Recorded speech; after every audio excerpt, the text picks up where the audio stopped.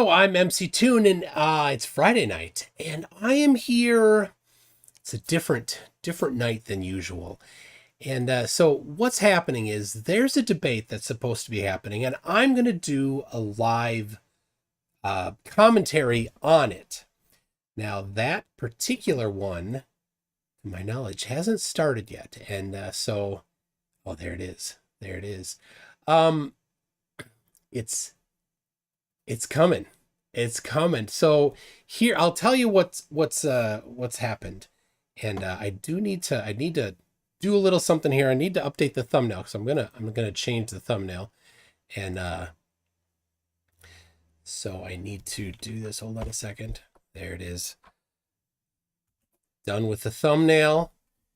And so it's I think having the thumbnail caused my system to be a little sluggish because I'm running Photoshop and it's a little bit of a hog. So let's see here. Close off these things. So, all right. So I'll tell you the story. A couple days ago, I got a message, an email from somebody saying, "Hey, can I talk to you for a bit? I'd like to pick your brain on something." I said, "Well, sure." So I set up a call, and a couple days ago we talked, and this guy had gotten invited to debate Dearth or talk to Dearth or something like that. And so he prepared himself. He watched a whole bunch of things from Dearth and was ready to go. And then it was on Jaronism's channel. And then he didn't get to talk to Dearth. Instead, they did a bait and switch, and he talked to Austin Whitsett. Yeah, Whitsett. And if you've ever heard Whitsett talk, you know that he comes up with the most insane things, and normal people are like, "What the hell are you even talking about? That makes no sense." And you don't even know how to respond because it's so insane. So yes, he's the word salad bro. Anyway, so we are going to be watching that debate because that's what's happening now. It's the debate. Again, he said, "Can we come back? I will prepare more." And so the guy's name is Bryant Myers, and he's a former professor. He's got a background in electrical engineering. He knows his stuff. He does know his stuff very well. But when you're talking to somebody that's, basically insane, people are caught off guard. They're always caught off guard because it makes no sense. Like, oh, wait a second. When they say the natural antecedent of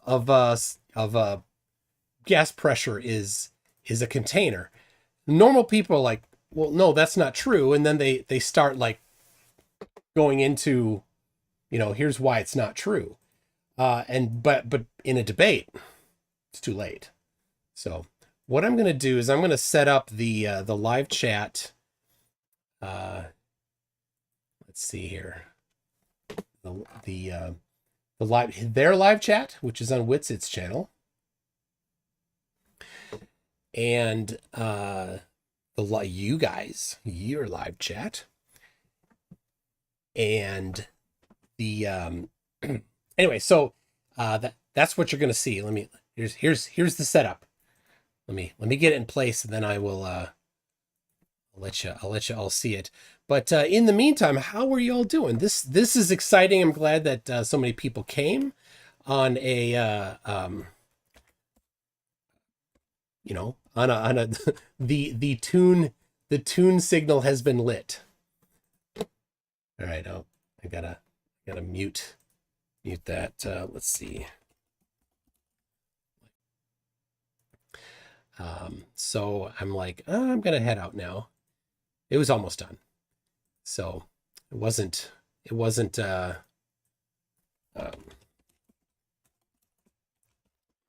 I wasn't really leaving much early. They're probably done by now. So, okay.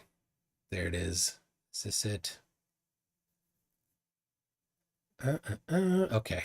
That looks like it's the right one. I'm getting, this is Witsit's chat that I'm setting up here. So you can see Witsit's chat, you can see your chat, you can see the debate, you can see everything. So, all right. Oh, this is going to be good. It's laying out very nicely. So there it is. All right, there's the deal. He's got some music playing. I'm not gonna do the music. He's got some dancing astronauts because he's not smart enough to understand how astronauts work. I am buffering. Well, I don't see any buffering. Thank you, Will Clark. I don't see it on my side. So there's only so much I can do if I'm not buffering on my side. So let's see here. The if you were paying attention to the chat, we got this this Matt guy here in the chat. He had popped in earlier, and he's like talking. He's talking a bit of trash here, and I'm like, hey, if you want to step into the debate, send me an email. He did. So we're going to do it in 2 weeks or a week and a half from now. So good for that. So we're figuring on the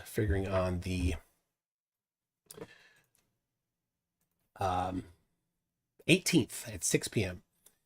So all right, let's see. I got to change the title. Bryant Myers versus Whitsett. And then afterwards, Bryant has said that he might be able to pop in.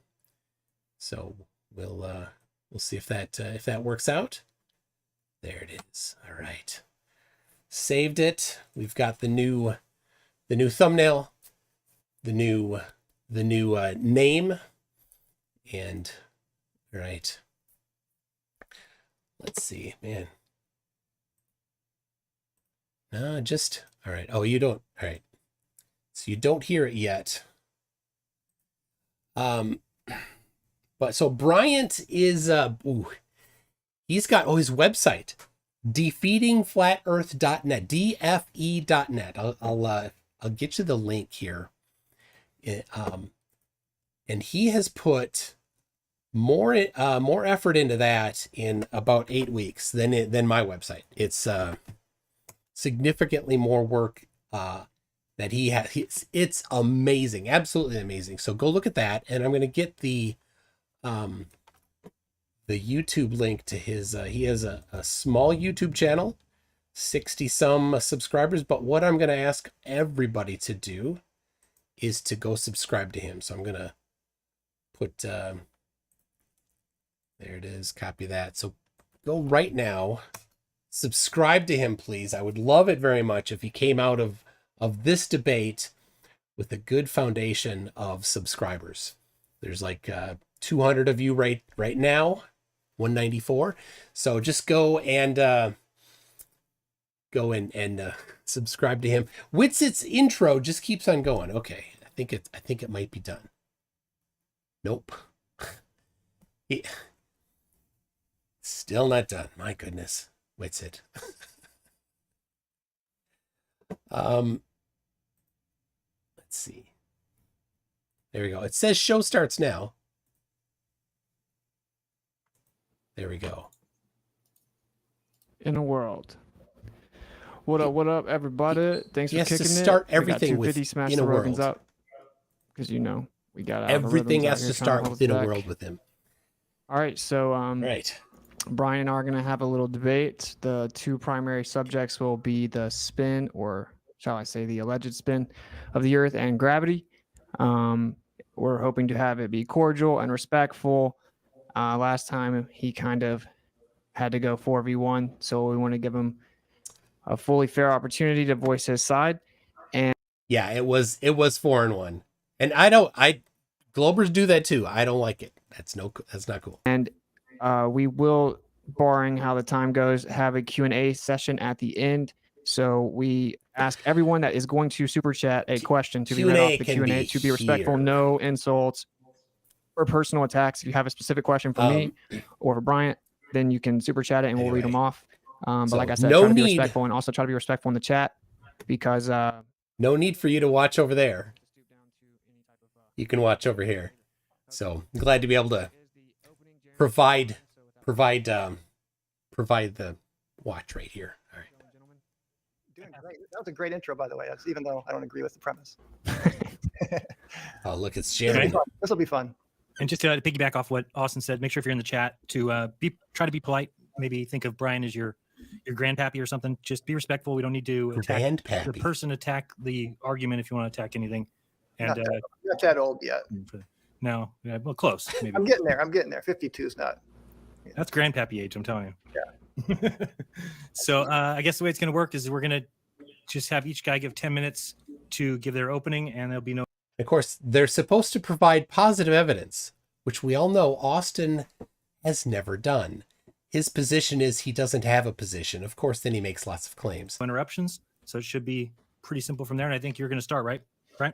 Yep. I'm going to start. Do you want to tell people who you are real quick? Oh, yeah. Bryant Myers, actually a former physicist and teacher. I did teach at Central Michigan University, so I actually was a college professor. I've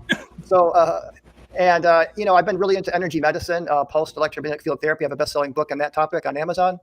And it's basically magnetic fields that change with time, and it has tons of research. It's been one of my main passions the past, I would say, 15 years or so.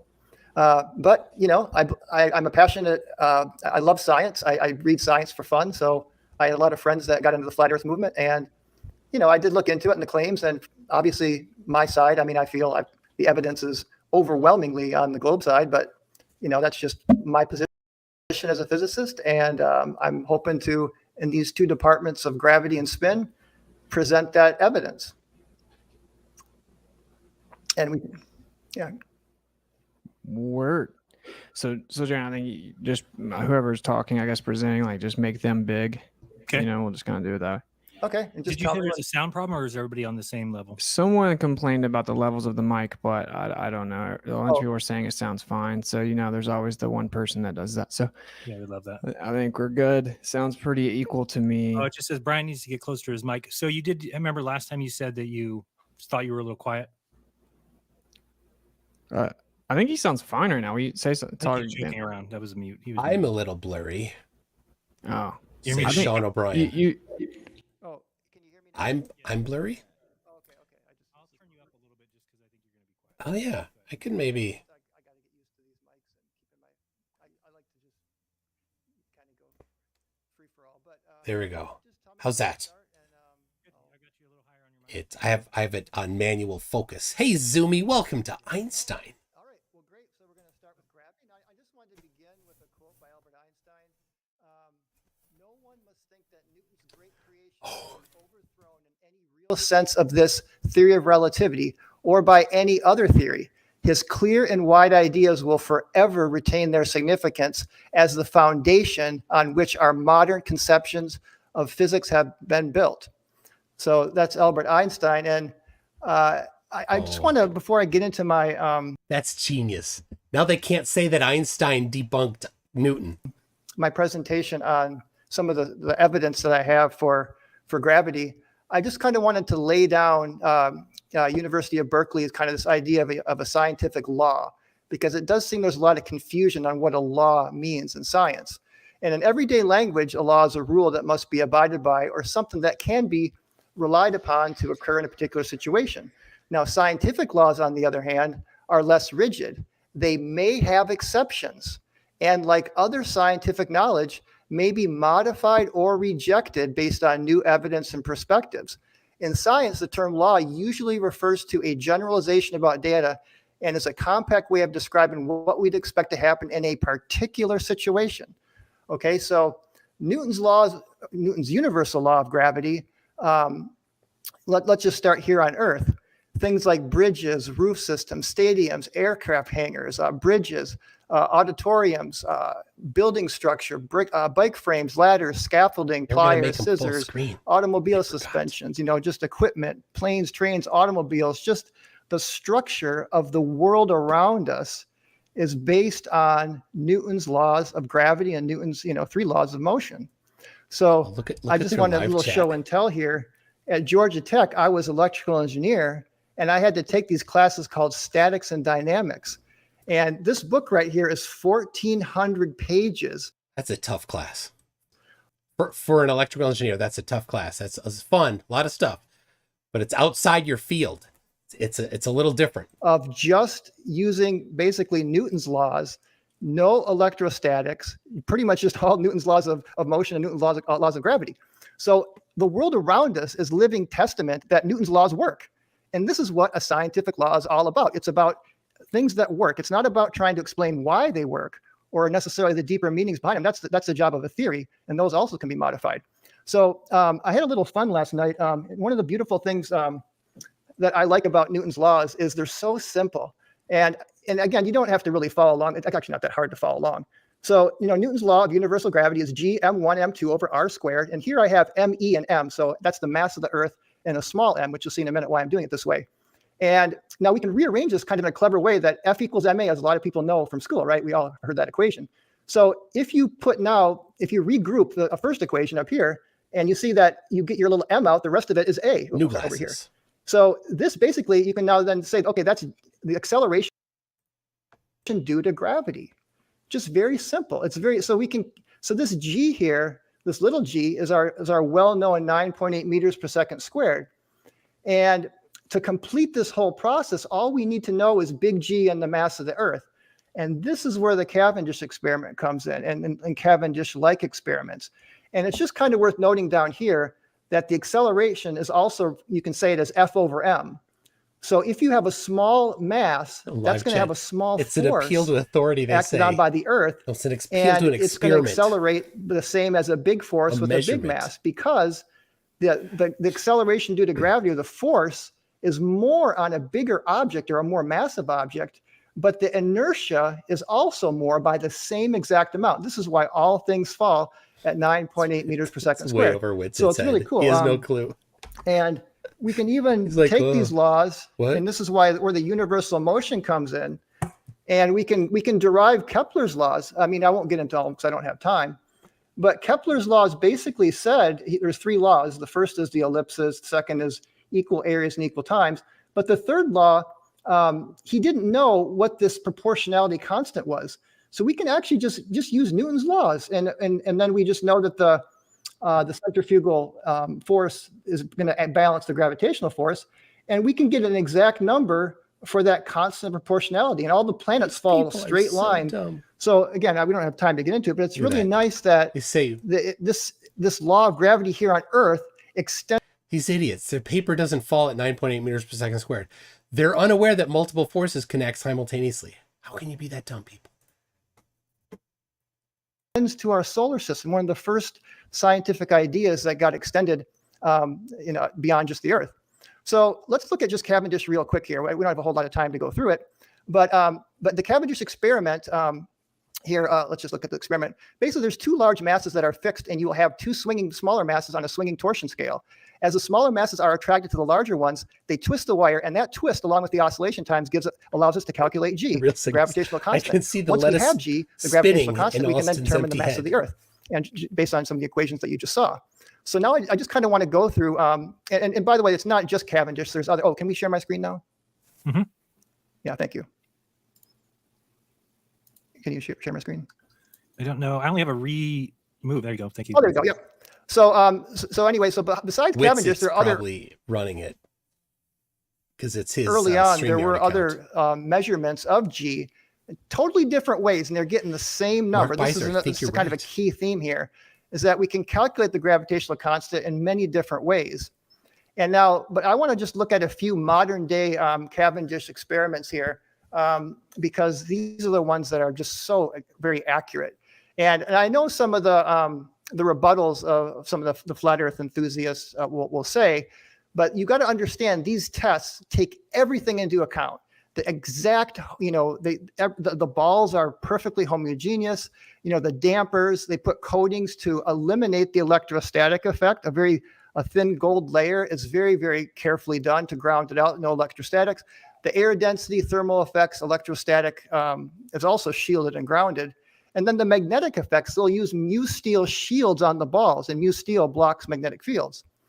And And here's just a little table. You can see all of these different, and they know all of the things that can lead to inaccurate results, to incredible accuracy. So there's been a lot of different Cavendish-like experiments done over the years. And recently there's actually now about 200 to 300 peer-reviewed Cavendish-like experiments. And here we have the Committee on Data for Science and Technology, that the CODATA, which lists here the most accurate, most careful experiments, and they come up with a value for G that's around 6.67 times 10 to the minus 11, but it's out to 4 significant figures. That's incredible accuracy. And from the lowest, I mean, if you swing all the way back and forth from side to side, that's only a 0.07% difference from the highest to lowest. So it's incredibly accurate. But interestingly, other constants of nature are more accurately known. It's just gravity's one of the most difficult to measure, but it's still very accurately measured. So, so based on time, we don't really have time to go into the details of all these, but I did set up a page on my dfe.net, my debunkingflatearth.net site. Most of them don't work. /G, you can see these studies. I got 12. How dishonest they are. This guy here. Most of them don't work, and none take electrostatics into account. But wrong if they have a common ground. They are at the same electrical potential. Electrostatics have been taken into account. It's very easy to take into account, but these people have been fooled by people like Witsit. How do you take electrostatics into account, Witsit? They don't know. They have no idea what electrostatics actually is and how to apply it. Really good peer-reviewed studies, and they're not all Cavendish, but a lot of them are. And you'll see that these, like I explained just a little bit ago, these were all incredibly carefully done, meticulously. And the fact that they're all getting almost the identical number, if you had like electrostatics or magnetism or other confounding variables, you would be getting wildly different numbers from test to test. Gunman 2.0 would like a shout out. There you go. Shout. You would not be getting this precise numbers every single time. And just look at the precision here. You know, they're putting these in vacuum chambers. Some of these experiments did them almost near absolute zero. I mean, just absolute incredible accuracy. Now, this is one test I wanted to share because I've heard some flat earth enthusiasts will sometimes say, well, that's just a man-made piece of equipment. I want to see something in nature where mass attracts mass. Well, here you go, the Mount Shahilian experiment, which also has been done multiple times. And even recently, there's been a more recent study with the Mount Shahilian back in what year was it? It's a much more recent analysis. And again, this particular study that was done more recently came up with a density of the Earth that was very, very accurate. And Mount Shahilian is just very symmetric, so it makes it very easy. So anyway, we're just kind of running out of time here, but you can just check out my link, and I have a lot of good other things you can see. And don't really have. Oh, this is from Statics and Dynamics. These are the kind of free body diagrams that you need to know. And in science, like bridges, this can be life or death if you do not construct these bridges properly. And by the way, it's not just G. It's actually mg, and it's, you can't just use G alone to build these things with statics and dynamics. And so we're out of time, but I didn't have time to get into Einstein's gravity, but I think we can talk about that later. Okay. And Austin, you gonna go? You're not sharing your screen, right? Okay. Well, I do want to actually, let me just share the screen real fast. I want to play like a couple seconds of this video. Right. All What right. derp? So Will when you bring? start it, I'll just play this video. Yeah, Hopefully they can hear it. I don't know. I will now show you a short video of former MIT physics professor Walter Lewin. Oh, wait. No. Oh, I think it's he's going to put quite words into clearly. Walter Lewin's mouth that Walter So what Lewin holds our world together? didn't say. Well, on the nuclear scale, 10 to the minus 12 centimeters, Walter Lewin does not agree with you, Whitsett. You're lying. You're putting words into his mouth. You're using his words to lie. very important are the nuclear forces. On an atomic scale, up to thousands of kilometers, it's really electric forces that hold our world together. But on a much larger scale, planets and stars and the galaxy, it is gravity that holds our world together. Yep. And now you may say, that's very inconsistent with what you just told us. Because didn't you tell us that D cancels? If you All right, anyway, that's enough.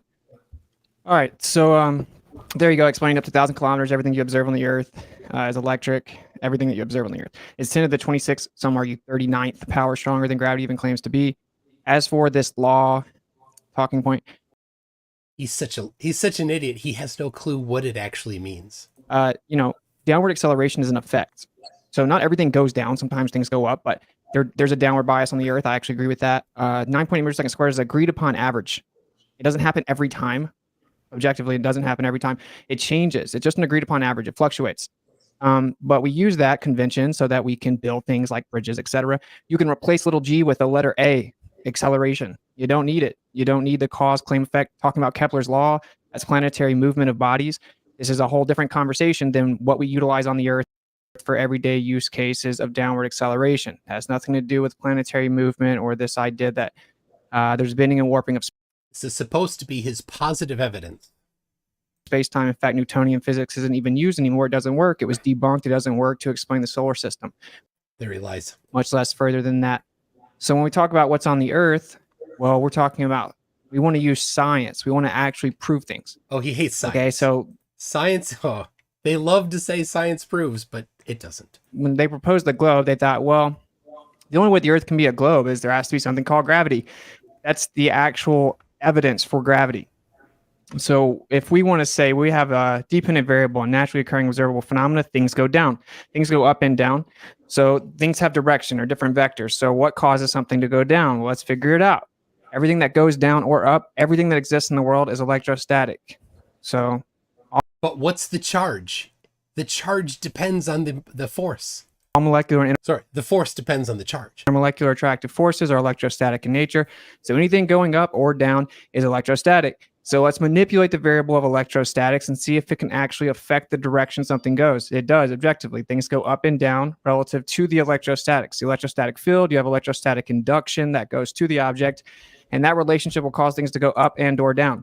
We have all kinds of things that happen in nature that show us this. In fact, bumblebees actually levitate over flowers. Oh, it's just the old wives' tale. And seeing as they accumulate positive charge, which there's actually no such thing as positive and negative charge. You have charge and discharge. It's a convention. There's oh, that's so stupid. Nothing negative in nature, but that's a different conversation. So it gets positive charge in the air. It floats over the flower that has negative charge, and the pollen will actually levitate up to the bee and stick to it. Okay, so we watch this happen all the time. He's so dumb. The clouds, of course, are electrostatic, and then based on the charges in the clouds, that's when eventually the water will come down, right? So apparently the wings on bumblebees are unnecessary. So based on density and buoyancy alone, or based on gravity alone, there's no reason for those clouds to be up there sitting the way that they do. Now they just claim that it's basically counteracted. So whenever you talk about the Cavendish and you said that they control the variable of electrostatics, yes. Well, you said no electrostatics. That's not true. There's no such thing as no electrostatics. The goal that they use is it's easy to neutralize it so everything's at the same electrostatic charge. Electrostatic, right? So we have things that are called dielectric materials because they have small amounts of magnetic permeability, right? They have high levels of dielectric permittivity. They maintain their charge very effectively, but that doesn't mean that there's nothing there. Just like there's no such thing as anything being neutral. If something's neutral, it doesn't have a net charge, but it still has a charge, including all these quote unquote nuclear forces and the neutron. They have elementary charges, and everything that exists has a charge. So there is nothing in the But earlier he said there's no such thing as charge. Witsit, make up your mind. World, nothing that doesn't have electrostatics. In fact, whenever Cavendish don't go over there. Leave them alone. They'll time you out and kick you out. First did his experiment, he didn't even account for electrostatics. I know people personally that have done it, and they know that electrostatics will indeed make the balls move around. It's the primary thing you have to worry about because of the fact that you have attraction and repulsion with electrostatics. You can never eliminate it. So then, what are we observing? You said that it's always the same. It's not always the same. It varies. It's such a small change, though, that you get a decent little window, and you can say, oh, look, it's pretty accurate. It's never exactly accurate. And then whenever it's not, people just assume it's user error. Does he think measurements are exactly accurate? Of course he does. He's never done an actual measurement. Because even the slightest bit of energy or motion transferred to the Cavendish mechanism will actually affect what you see. So you didn't account for electrostatics. If you manipulate the variable electrostatics in Cavendish, you will literally get the cause. You can't eliminate it. If you ground something, it still has electrostatics. If you put it in a Faraday cage, it still has electrostatics. There's no such thing as eliminating it. And it's 10 to the 36th power or 39th power. Of course you can eliminate it, you idiot.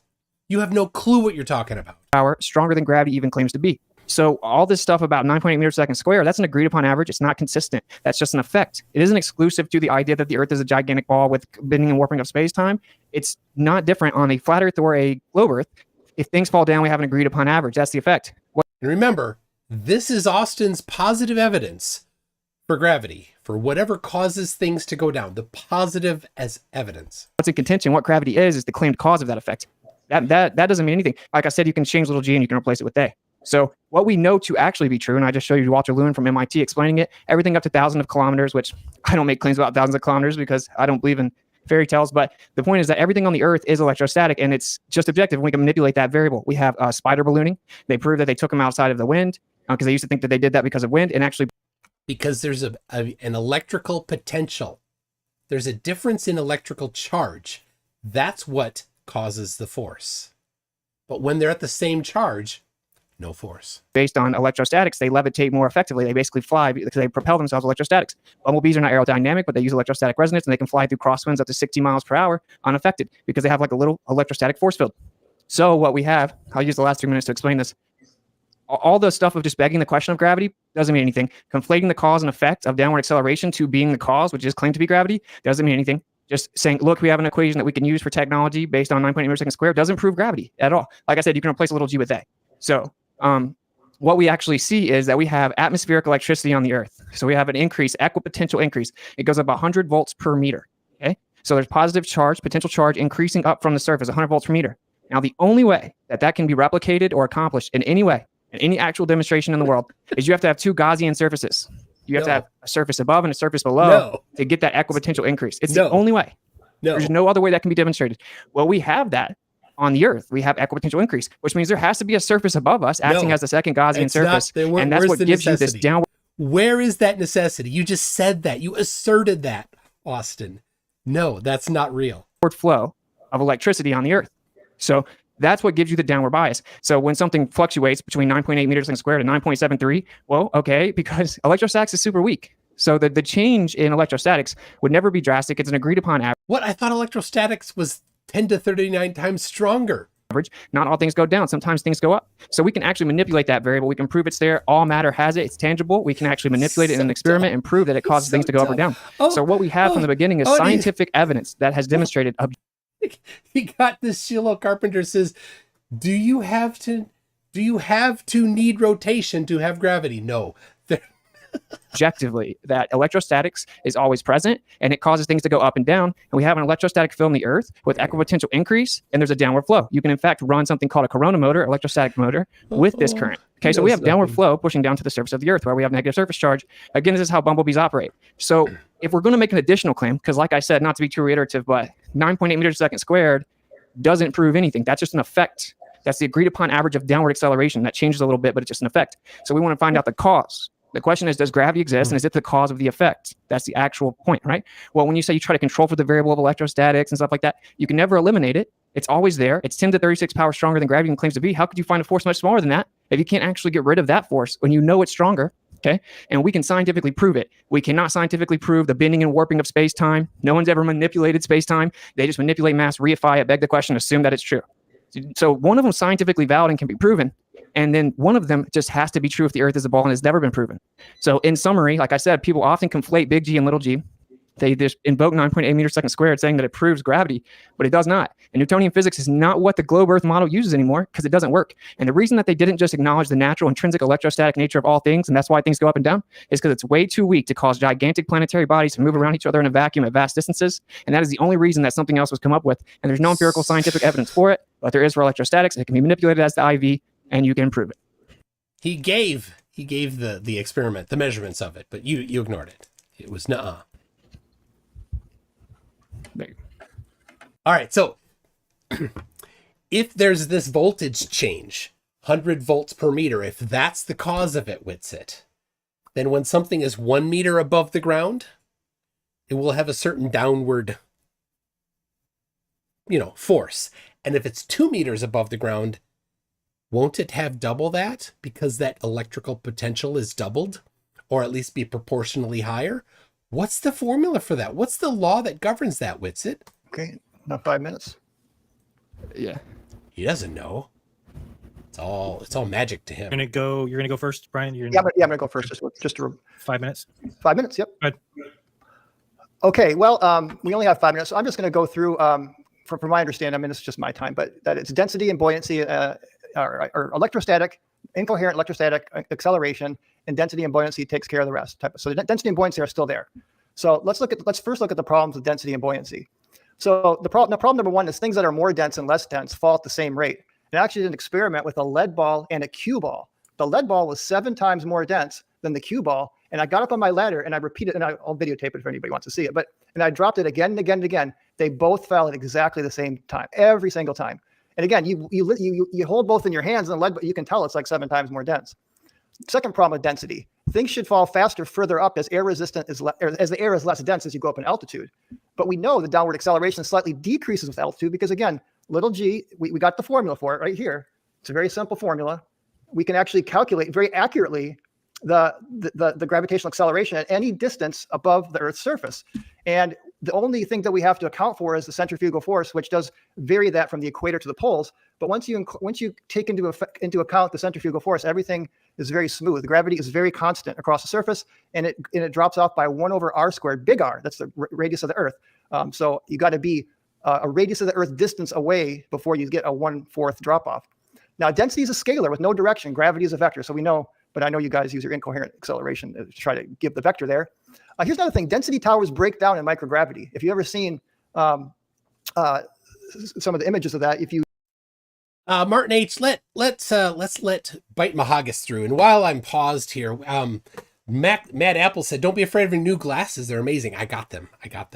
Thank you for reminding me. Mark Beiser's been a member for 28 months. He says, "That was a lot of words to say, nuh-uh." And yes, but he did also say electrostatics and basically just said it. And then Delcos says, "The fact people actually listen to Witsit is genuinely terrifying. Not even a joke. It's an existential horror." Yeah, very true. If you can see that the density towers don't even work when you got a zero gravity. Now the problems with buoyancy. Can I share my screen here for just a couple minutes, Sharon? Yep. Okay, thank you. Okay. So the problems with buoyancy is that buoyancy literally is defined by gravity. I mean, the actual formula for buoyancy is it's the density of the fluid, surrounding fluid times the volume, which gives you m. That's units mass times g. That's gravity here. So it's basically mg, and it's not just g replaced for a in these books. It's mg. It's the weight. So you got to incorporate the mass there too. And you can see right here a great little demonstration of this is in like a free fall environment. So when you take out gravity, you can see buoyancy doesn't work anymore. So again, this shows you buoyancy depends on gravity. So we got over that. So now I want to get into electrostatics here from our remaining time. So, and I'm not going to have enough time to get through. We can talk about this in our discussion. So there's some catastrophic problems with electrostatics. I say catastrophic because they are. So gravity depends on mass. Electric field depends on charge. Electric fields and electric charges can be shielded. Gravity cannot, provably. Shouldn't we be able to step inside a Faraday cage and levitate? We can shield electric charges. Why don't objects of different electrical charge or magnetic properties fall at different rates? I mean, we know this. Different diamagnetic and different, conductors versus insulators. I mean, in electric fields, they would have forces acting on them in different ways.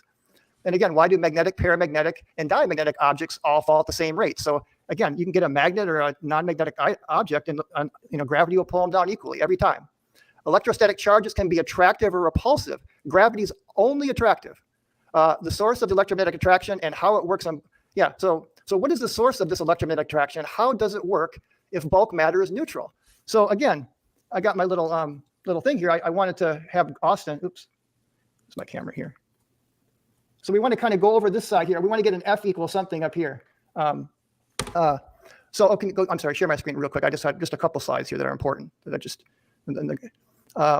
So the problem with this too is the fact that these electric fields that Austin talked about, they fluctuate wildly, and that at about 30 kilometers, it's almost zero. And we know gravity keeps going beyond 30 kilometers. So it just doesn't work. It doesn't match reality at all. In fact, the electric field changes not only around thunderstorms, but around the time of day and the seasons. So again, we can get into this in discussion. Okay, Austin, you're up for 5. Here comes the nuh-uh. All right. So I never claimed. So you started off talking about density. Why density does? Oh, it says the host says, oh, never mind. So yeah, my bad. I never claimed it did, right? Like density is one thing. You can't have density without electrostatics. So everything that has density, and if you look at the periodic element chart, I don't necessarily believe all the atomic theory, but it's a convention. It obviously there's a correlation in density and electrostatics. That's why it's one of the main variables addressed on the chart. But anyway, density itself isn't the full answer. I actually agree with that. Your examples aren't particularly great, though. If you use two different densities and you drop them, well, you drop them from a few feet above the Earth. And they're going to go roughly the same distance down. The primary thing to figure out, what is the determination of the vector? What determines the direction itself?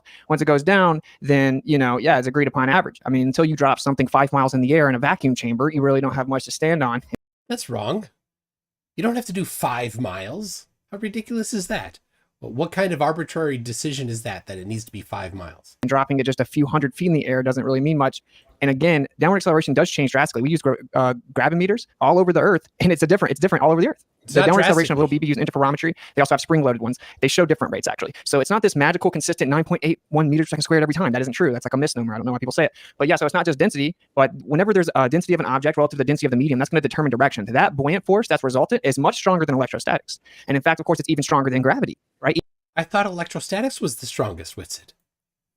Even in this theoretical idea that there's gravity here, this other type of gravity, because actually gravity means gravitas in weights. Anyway, the buoyant force is stronger. It goes up and down, just like the elastic velocity, the kinetic energy of gas. It's stronger than electrostatics. What it does is it sets the bias. So even if we have slight fluctuation in thunderstorms or lightning or whatever, it's very weak. It's very weak. Like when you use a Van de Graaff generator and you make like a little paint chip float or a piece of paper, you can use iron, you can use all kinds of stuff. That's like, those little chips are equivalent to like Mount Everest, right? So the point is that it's very, very, very, very weak. It just sets the up and down. That's why you wouldn't see much of a change in downward acceleration, because it would have to be such a drastic manipulation and variance to get any type of difference. But that's not the question. The question is like, what actually causes it to go up and down? And there is no problem with electrostatics other than it's not strong enough to make the Earth spin around. And you said something about at a certain height, right? Like, so you're talking about like at a certain height. Spin around? Why would you think that electrostatics would cause the Earth to spin around or even bring that into it? It drops off. I don't believe any fairy tales above 50, 60 miles or anything like that, but all of it has electrostatics. Even in the globe paradigm, they claim there's something called the ionosphere, and that it starts right at around 40 miles. They say 40 to 50 miles to like 400 miles, which we don't believe stories past 60, 70 miles at all. But the main thing with that is that was the first time ever that was claimed. Maxwell actually changed his equations, right, to say that you could have electrostatics without matter. Because you can't have electrostatic conduction or electrostatics without matter. And they made up the ionosphere to basically save the globe. But the primary point here is we have equipotential increase from the surface up. And that creates a downward flow. Everything. And the only way to have that is to have two Gaussian surfaces. No. So what we know we have on the Earth has to be there because of two Gaussian surfaces. Dixon. And that is 10 to the 36 power stronger than gravity claims to be. So I don't know why it's so hard for people to accept it, but it just is what it is. And this is why it's not discovered on the quantum scale at all. There's no evidence for gravity on the quantum scale at all. It doesn't work. It's incompatible. The relativity doesn't work at all on the quantum scale.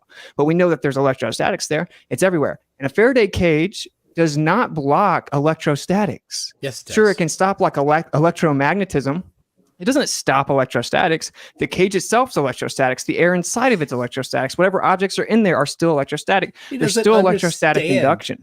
And no matter how much you try to neutralize it, like he doesn't understand that it is possible to have things at the same potential. It's just beyond his comprehension.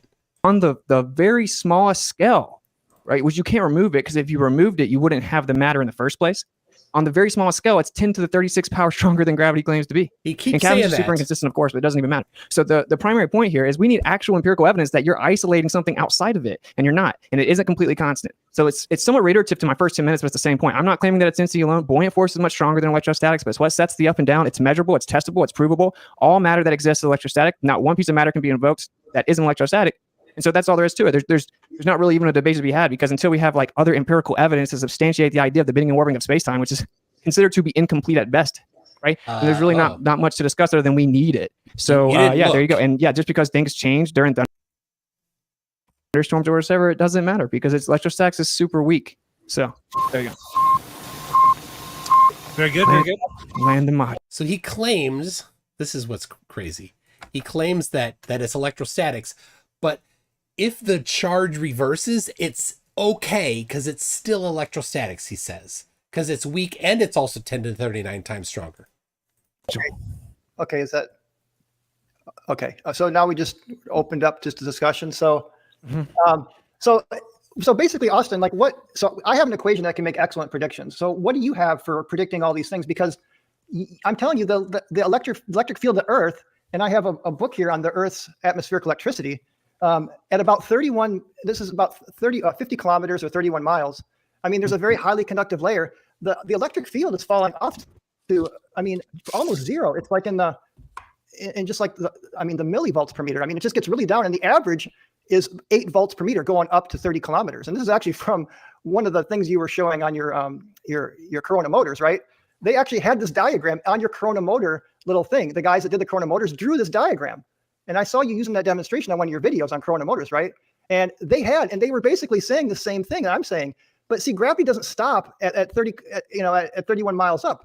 Gravity keeps going out. I mean, so this just doesn't work. I mean, and with lightning storms, it's even worse because you say it's a incoherent, incoherent dielectric acceleration. Mhm. That you says that gives you the bias of the downward acceleration, but during a thunderstorm, it reverses direction and increases 100-fold. How does that work? It doesn't. Okay. It doesn't How does it work? reverse the entire Earth's electric field. That never happens. It reverses the field where you are.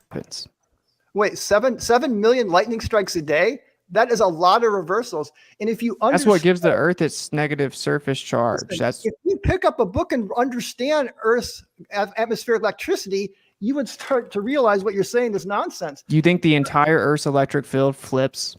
No, what's happening, it's a global circuit. What you have is you have the downward, like you said, the fair weather electric field, as you're saying, coming down. Then you've got like currents in the Earth, and then the lightning strike, it's putting it back. So it's a circuit going around.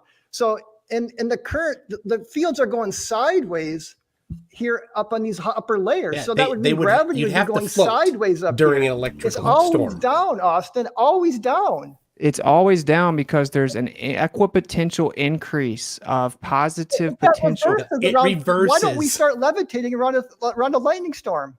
Okay, because that's just a very temporal discharge, and the density of whatever it is that's on the ground has a buoyant force that, again, is much stronger than electrostatics. So that's what sets the up and down, but your density, the buoyant force that comes from your density, is much stronger. And again, the entire electric field of the Earth never flips. It never happens. No, I didn't say that's the entire field. I said there's around 7. Oh, Witsit, the field flips. Your electrostatics doesn't work. You would fly to the ceiling because it's 100 times stronger the other direction during a strike. 7 million lightning strikes a day. So that's a lot of reversals of polarity. And the point is gravity is always a very, very smooth. I mean, again, you said it varies a lot. It does vary. I agree, but it doesn't vary by more than 9.77 to 9.83 at the surface. That's not even entirely true. It doesn't matter. I got a source for that. Actually, it is true. There's gravitational anomalies. There's like 7 different types of gravitational anomalies. But I'm telling you, the acceleration of gravity is very well mapped out by geodesists. Very well mapped out. Why wouldn't that work with electrostatics, though? Again, I just told you, because the electric field is dropping off a lot more quickly than the gravitational field is. You know what the gravitational acceleration is at 30 miles up, Austin? The gravitational acceleration? Again, I can use pretty much always the same. I can use my equation to make accurate predictions. You don't have. Pretty much always the same. He just destroyed himself. It's pretty much always the same, but the electrostatic potential is drastically different. Have an equation. You don't have anything over here. See that red box, Austin? Yeah. You don't have anything to put in that box to make any predictions. Or if you do, let me know. Well, for force, that says F equals. So yeah, force equals mass times acceleration. Okay, but the again, acceleration. Where are you getting that from? Electrostatics. That's what everything is. It's literally all electrostatics. Use Coulomb's law to derive that. Then, if you're using electrostatics, we could use Coulomb's law, but it doesn't matter. That MA to Coulomb's law, and I tried that. You know what you get is nonsense. Absolute nonsense. That's a lot of specificity you got for us there, Bryant. The thing here is, my God. That's what Walter Lewin, when he did his presentation on electrostatics, he derived Coulomb's law. That's the gold. Coulomb's law. Electrostatics. I know. Yeah, it's almost exactly the same as the gravitational law, but it's just charges different. Give us an equation that will give us finish that thought. Go ahead, Austin. It's just charge that is different, but the point is that downward acceleration is just roughly agreed upon 9.8 meters per second squared. Measured. It fluctuates a little bit. It's not constant. Agreed. It changes all the time, and it actually changes during thunderstorms. I've read the data. During thunderstorms, how fast something falls at the surface changes. So how does that work? By your claim, it must reverse, Austin. Well, show me the research. Can you give me a reference on the study that shows that, please? Sure, yeah. Okay, send it to me. Yeah, I mean, I'm not going to. I'd love to see that how gravity changes during a thunderstorm. I would love And to. during rainfall. Okay, I'd love Isn't to that see interesting, though, Bryant? But just I will send you all the resources. Well, listen, Hypothetically, what would be your answer? Because this is well documented at Mass. universities. Changes of Well, mass. I'm not going to say anything until you show me that study because I'm skeptical. Because I know gravity cannot be shielded, Austin. I know this. So what you're saying can't be possibly true. What can't be? You're just reifying it. Do you know what a reification fallacy is? No. 1 minute back and forth so that we're not. A reification would be claiming the model is accurate, going for the model instead of reality. And reality is that it's been measured. And reification is going with something that's not been measured. That's just a model. You don't even have a model, Witsit. You just say it's electrostatics. The end. You have nothing. Talking over each other. Are you guys okay? I mean, I think we're fine. So we can just try to keep it both things. Do you know what a reification fallacy is, Bryant? Yeah, I do know. But again, science doesn't claim to be. We're using models to make accurate predictions. We're not trying to say that the model is the thing. We're just saying that these models of gravity that we have work, and the ones you have don't. You don't have any model. Yeah, I do. I just replace your little g with the letter A. Okay, but then you got to set ma equal to what's the force then? That's Coulomb's laws of electrostatics. If otherwise, is it F equals D for density? I mean, what are we going to put in there? Do we There's electrostatic field, but do we set density equal to ma? I mean, is that what we should put? D equals ma?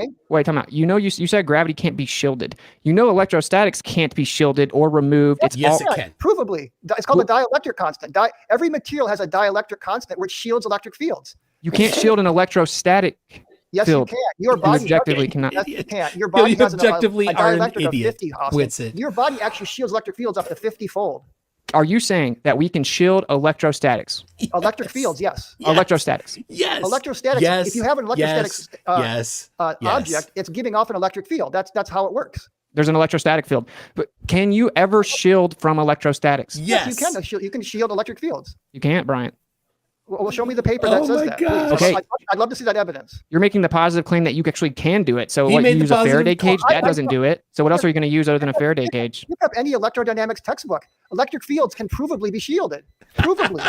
You cannot eliminate the variable of electrostatics, and you can't block. And Faraday cages stop electromagnetic transfer, not electrostatics. So this is the point, man. You don't have evidence for your claim. I can tangibly manipulate my claim. That's the difference. I gave you there's 12 peer-reviewed studies that I gave. I didn't get one peer-reviewed study from you. Yeah, I can give you all kinds of evidence. I'll give you, but listen, this is what I want to know. Why does the acceleration change at the surface if gravity's constant and always there? Why does it change? It changes because of the centrifugal force. It's actually gravity doesn't change. Okay, what changes is the you got to subtract the centrifugal acceleration. So the effective net force at the equator is less than the poles by about 5%. Because for two reasons why. Number one, the poles the equator's about 14 miles wider, right, than the equator. And then the equator is 14 miles wider. So you're a little further from the center of the Earth, and you're spinning. So you got to subtract those two things. So it comes out to 0.05. But it's only a difference. 9.77 to 9.83, Austin. That's not a very big difference. But you said it was constant. So the point is that it changes because electrostatics is super weak, Bryant. So the fluctuation in fluctuation in the electrostatics won't change it much because it's super weak, but it does change. And I already told you, I haven't showed you yet, that it changes during rain and thunderstorms and lightning storms, which goes to show you there's a relationship. And the reason why it does change is because there's more mass. There's more mass. If the gravimeter is surrounded by water, there is one that's in a castle that's surrounded by water. During a rainstorm, it changes. There's more water in the air above it, and there's more water in the ground around the building. We can manipulate the variable, make things go up or down way more or fall faster. This proves that it is objectively a variable that's relevant to all of these things. And your gravity explanation can't explain clouds. It can't explain anything. Yes, it's just an idea to try to claim the Earth's a ball. Yeah, but let's get back to this for a second. So up here at 30 kilometers or 30 miles, you got near zero electric field, okay? But the gravitational acceleration is still 9.71. It didn't fall by very much, but your electric field's almost zero. So how in the world can that account for, again, the 9.8, 9.8, you're right. It's an average across the surface of the Earth, but it only varies from 9.77 to 9.83. But it does go down with altitude, right? So the top of Mount Everest is going to be lower. So again, this is this equation I gave you. I mean, it's simply, you can calculate the gravitational acceleration at any distance from the surface of the Earth. But because we live on the surface of the Earth, we're almost always dealing with 7.83. But your model has no equation that can tell us what the acceleration is. Do you agree it's a 1 over r squared law? Can you at least acknowledge that maybe it's a 1 over r squared drop off? Well, I need to verify your r there, wouldn't I? Well, yeah. Okay, but I'm saying it is a 1 over r squared drop off, provably. I mean, we can take the measurements. I mean, you can measure the acceleration going up in altitude and see that it is falling exactly by this equation right here, by the 1 over r squared. Is your claim that there's no proportionate relationship to acceleration and then how high up you go in the electrostatic field? Say that again. Are you claiming there's not a proportionate relationship to acceleration and how high you go up in the electrostatic field of the Earth? Well, I wouldn't say the electrostatic field of the Earth is, again, it's a very complex thing. Gravity is just straight down towards the center of the Earth. You just keep on reifying it, though, man. I mean, I'm not reifying it. You don't have any equation, no model, no research to substantiate your claims. We have all the evidence ever because we know we have the atmospheric electricity. Now, gravity is just assumed to be there. The atmospheric electricity is just using. I mean, it's tapping into the gradient of electricity, but that doesn't prove that things fall 9.8 meters per second squared. What keeps clouds up? Oh, Clouds, change the topic. It's a very complex fluid dynamic situation where you have warm air rising and a very fine mist of water. It gets to a certain altitude, cools off, it condenses into clouds, and at some point it's going to rain and come back down. I mean, Why? just like well, it's basically heat, pressure. I mean, there is gravity involved because the water rains down and comes down again. I mean, this is. Wait, doesn't the clouds hold like millions of pounds of water? So just accounting for gravity, why wouldn't it just fall down? Again, the clouds are spread out, and it's a very fine mist. So just like dust in the morning when the sun comes through your window, you can see the dust particles. They're floating in the air. Mm-hmm. I mean, gravity's still working down on them, but when you have a very, very small surface area, it's a surface to volume ratio. The air resistance gets proportionally greater as you get a smaller and smaller I know size. so much more than your Witsit. surface to volume goes up, right? So, for example, let me give you an example. You can drop an ant from like 10 feet up, and it'll walk away. Why? Because the air resistance, because it's so small, it's got a lot of surface area to its small little volume. So when you have little tiny mists of water like that, they have warm air rises, right, Austin? So hot air balloons work this way. So the warm air that rises up, then it gets to a certain altitude, Austin, cools off, and then it kind of condenses into the. Why does warm air rise, Austin? It's the same electrostatics. Why would it go up? Clouds, but it's not like there's just like a big ocean of water up there. It's very fine mist particles that have a very high surface area to volume ratio, so they will come down. Gravity eventually brings them down. That's what we get rain, right? All right, that was a lot. Objectively, even within your paradigm, clouds are held together with electrostatics. What happens is there's a friction. Ryan, come on, bro. There's a friction that builds up inside the clouds, and it creates charge, and the charge continues to build, and then the charge within the cloud begins to like situate out. And eventually you have what's called negative charge. It's discharging going on at the bottom situate out of the cloud, so much so that eventually you will have something like lightning happening, which is a discharge going down to seek equilibrium to the surface because there's a downward flow of electricity on the Earth. There's a downward flow. Clouds are held together with electrostatics. They're within the electrostatic field. All of the water and the ice crystals in the cloud are electrostatic. They all situate themselves based on that. That's what lightning is. It's electrostatic discharge. You're talking clouds, not lightning. Equilibrium. So we have a downward electric flow on the Earth. Electrostatics is 10 to 36 power stronger than gravity claims to be. Say it again. And everything has a downward bias, and then the different forces like kinetic energy and buoyant force is stronger than that. This is just objective. But the lightning strikes go back up though too, Austin. It goes the other way. Lightning bolts go up and down. They don't just go down. Okay. Oh, so that's, you didn't know that. It just nullifies what you just said about downward. It's not a downward acceleration then. That's because if it's going up, we don't levitate. Again, we're not levitating around thunderstorms. You wouldn't levitate because you're so much more dense than the air. You're still going to be down. Electrostatics is very weak. Why? It just sets the up and down. That's a ridiculous response to say that we should. It just sets the up and down, but what sets the magnitude? Levitate if electrostatics was real. That doesn't make sense. It does make sense because the voltage increases by 100-fold, Austin. So not only does it reverse direction, it's going to like 15 to 20,000 volts the other direction instead You of have to go by like a million though, Bryant. That's what you don't understand. It just The whole reverses. electrostatic field just sets the up and down. Your buoyant force of density is so much stronger. We do have things levitate, and we have electrostatic levitation in nature. It happens all the time. The fact that lightning goes up and down, which actually looking at slow motion, it's really crazy. Lightning is a baffling thing. Yeah, there's discharges from the surface Everything is baffling to Whitsett. as well, based on what charge is on the surface and what is in the clouds above that. That's what it is. It's just seeking equilibrium relative to the charge and discharge levels of the cloud and the ground. It going up and down doesn't change anything. My point is that all of it's electrostatic. Everything is. All right, talking so fast. You can tell he's getting a little flustered because he's talking so fast. All right, let me pause for a second.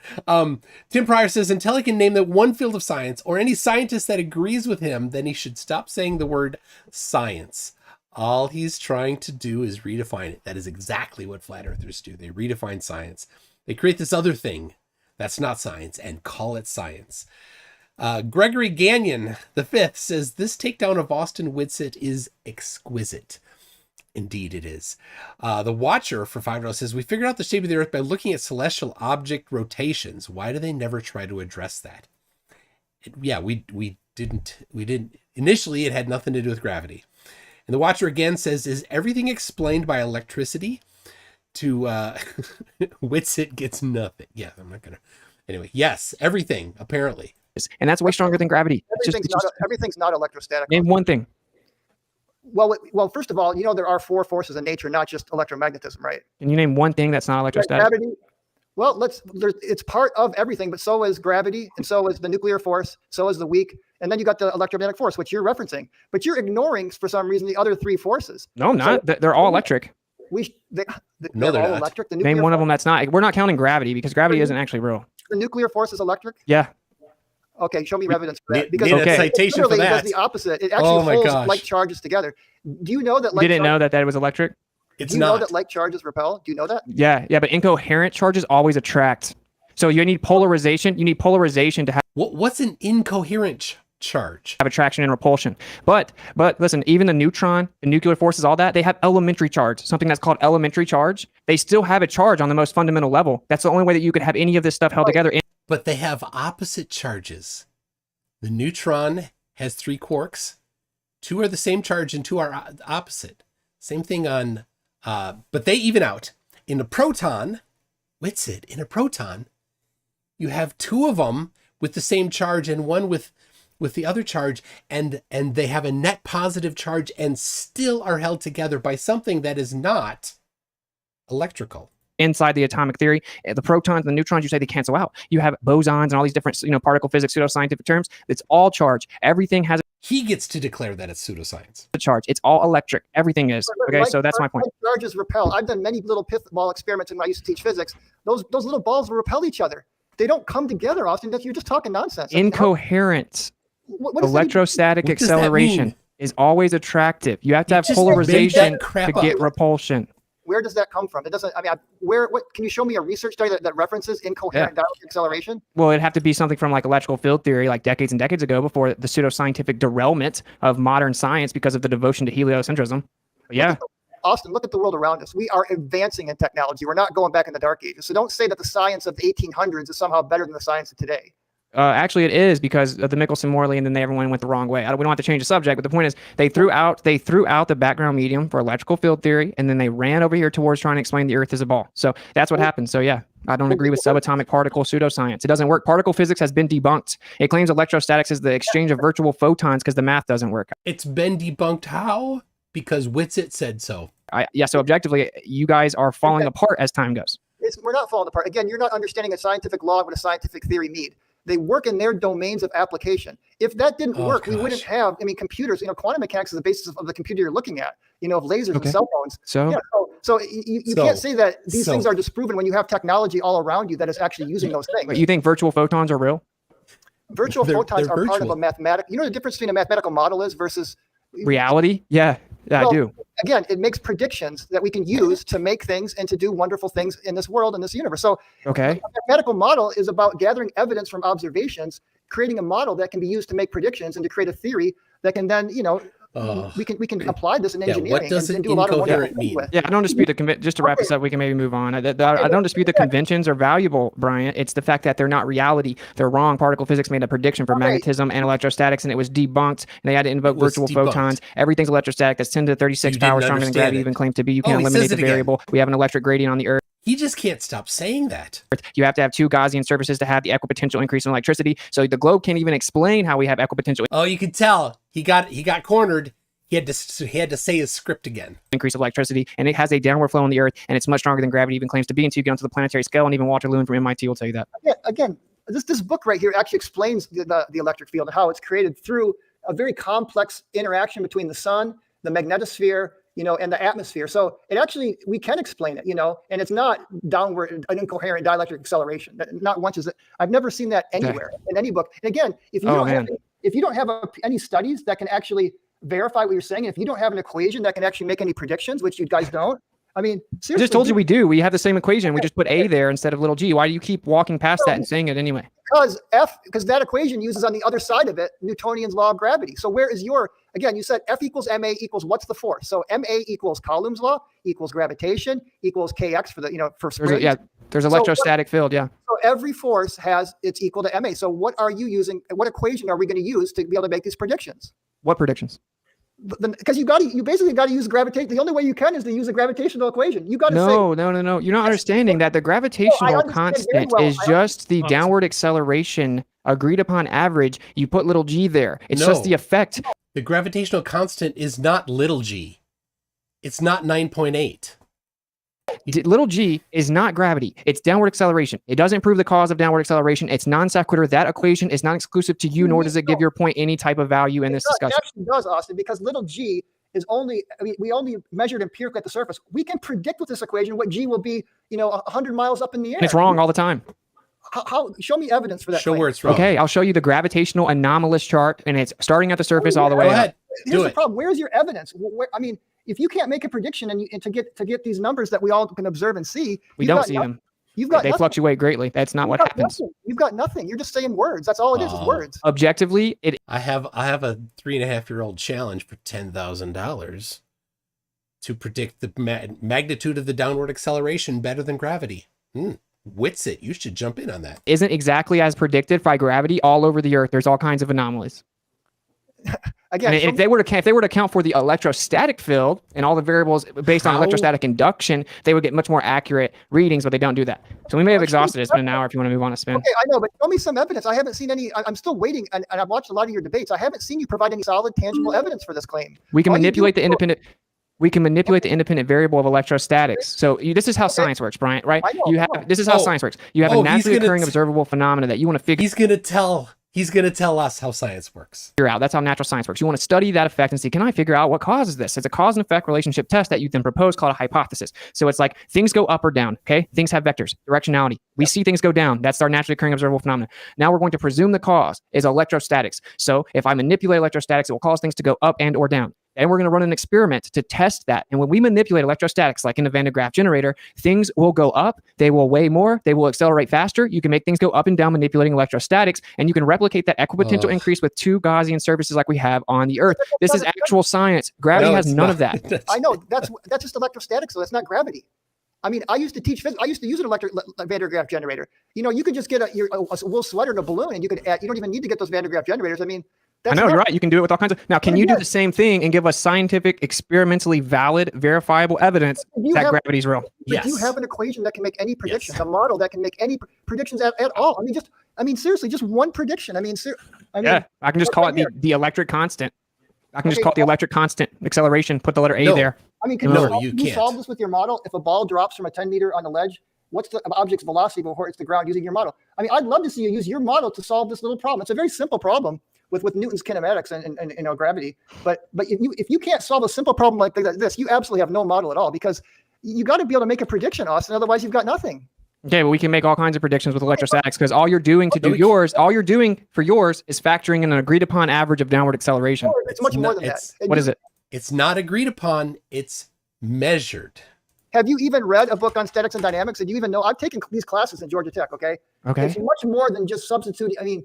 G is not the only thing that goes into this. It's actual gravity is also mass times that. And then you got to deal with torques and all kinds of other things. Yeah. But it's not just G. You can't just say, oh, that's RG, and you're just you're rebranding gravity into electrostatics. You think that you have exclusive acknowledgement of the conceptual quantification of matter that we call mass, which is resistance to acceleration. You're saying that, but we're actually now can't use the idea of mass because you believe the Earth's a ball. That makes no sense whatsoever. You don't have any type of exclusivity with the idea of mass. It's just a concept, and it has many different definitions.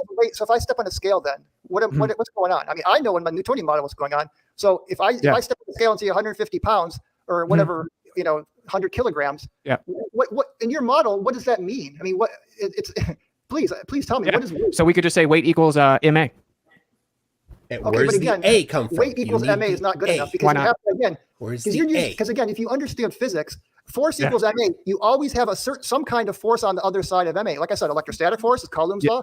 Gravitational force is Newton's law. The spring. If you're dealing with springs, you got minus kx. All of those. You need some force equation, Austin, or you got nothing. Weight equals mg is what you believe. Okay. Little g is 9.8 meters per second squared. That's how you determine weight. That's an agreed upon average of downward acceleration that isn't completely constant. We also get to use that number. Where did the A derive from, Austin? Weight is actually specific to many things, including vector, coherency, medium, location. It changes based on location on the Earth. There are all kinds of variables that should be in that equation. Because it's downward pressure over a certain area. It is objectively electrostatic, and it's in an electrostatic field. I could make something float off the scale with electrostatics, Bryant. Okay, but you got to add. But there's again, you still got to the add gravity charge to it into a small little thing. I mean, I used to do that too. That's not proving anything. Are you saying there wasn't charge there before I added it? When you stand on a scale, that's mg, so that's mass attracting mass. You do get that, right? When you're on, so in your model, if you are acknowledging mass, then you're basically admitting that mass is attracting mass. No, your model doesn't even claim mass attracts mass anymore. So, yes, it does. But it doesn't matter. Like it. No. Gravity is no longer considered an intrinsic property of matter. Austin knows more than everybody else. He knows more about gravity than people that actually study it. A century. It's the bending and warping of space-time. Did you listen to what I said about what a law is? Yeah, your law is nothing more than an equation describing the effect of downward acceleration. It works. Like I said, the world around you is filled with examples that it works. Yeah, and we can use it too. It's an agreed upon average for the 10th time. That's gravity. You got to, again, you don't have a force equation, Austin. So we'll let the audience decide. Let's go to the next one. Yeah. Let's go on to the next one. Okay, so who's going first this time? Let's go to rotation. He can go first. Okay, we doing 10 minutes? Okay, yeah. Just give me a second to load up my. That's a 5. Okay, 10 when you're ready. Okay, I'm ready. So the subject on this one, we're moving on to spin of the Earth. Yeah. Yes. And you have a hard stop at 8, right? Yeah. Okay. Your time. Yeah, that's right. So, okay, go ahead. We'll make this kind of fast. Okay, so go ahead and start. Yep. I'm sorry, I'm getting some notifications here. Hold on. Okay, can you share my screen? Yes. Share. I don't know, Austin. Why come mine says remove only when I go down there? I don't know how you. I don't know. You should have admin. Yeah, it just says remove is my only option for some reason. All right, we're good. We're fine. That title, Go ahead. Incoherent electrostatic acceleration. No, Brian wants his downward vector. That's not from Walter Lewin. Oh my bad. That title wasn't his. You don't want to use Walter Lewin, bro? I love Walter Lewin. In fact, again, you got to watch his gravity lectures because they're great. Mm-hmm. Seriously, okay, I mean, they're really good. Clock start. Okay, so now we're going to talk about the Earth's rotation, and I just want to provide many different ways that we can see that the Earth does rotate. So the first one I want to briefly go over is sunrise and sunsets and lighting. Then I want to look at counter-rotating star fields, equatorial mountain telescopes. We'll just mention really quickly. The centrifugal force itself is great evidence that the Earth is rotating. The Earth effect on east to west flights is a good evidence that the Earth is rotating. And then, of course, we got gyroscopes. We got optical gyroscopes, mechanical gyroscopes, the Foucault pendulum, long-range ballistics. And so let's just start with sunrise and sunset here. So I really like this little proof. So I just want you to watch this little animation. You can see the mountain here is lighting up from the top down. This is looking west at sunrise. So sunrise. How could it light up top down? Now this is sunset on Mount Everest, so you can see the opposite. The last thing to stay lit is the top of the mountain. So now if you look at the way that the sun works on a flat Earth, the spotlight sun, any light source, even a laser, has divergence. It's going to spread out. So the bottom of those mountains should be lighting up first on a flat Earth. And at nighttime when the sun sets, the last thing that it's the opposite direction too. The bottom should be lit up last. But it's just the opposite, which is perfectly explainable by the rotating Earth. So you can see the light rays are coming in here. And then as the Earth rotates around, the top of the mountain will not address any of these get those light rays. And if you just play around with this and kind of think about it, you'll see this is a really great evidence. proof. He won't present positive the second evidence. one is counter-rotating star trails. All these things. So this is, I call this the insurmountable failure of flat Earth, to try to explain how the northern and southern hemisphere can have not only two different star trails that are rotating in different directions, but two totally different north stars. But this works perfectly on a globe. And I really like the equatorial, when you... He said two different north stars. I think that was a mistake. Two different, like a north star, and then in the south, it's different. Look at these star trails on the equator, because you can actually see these counter-rotating fields going in different directions at the equator, or the ecliptic. I mean, the equatorial. Yeah, when Austin says incoherent, this is what I think. You keep using the word. I don't think it means what you think it means.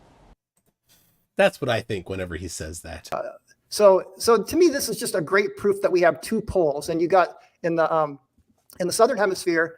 Again, down is down. So when we look south, we're looking down towards these stars. On the flat Earth, you're looking towards the ice wall. So it just doesn't make any sense. So in the northern hemisphere, everybody's seeing just Polaris, and below, you can see it just south of the equator. You can still see Polaris, just based on leaving. But when you get a far enough latitude down, you just can't see it.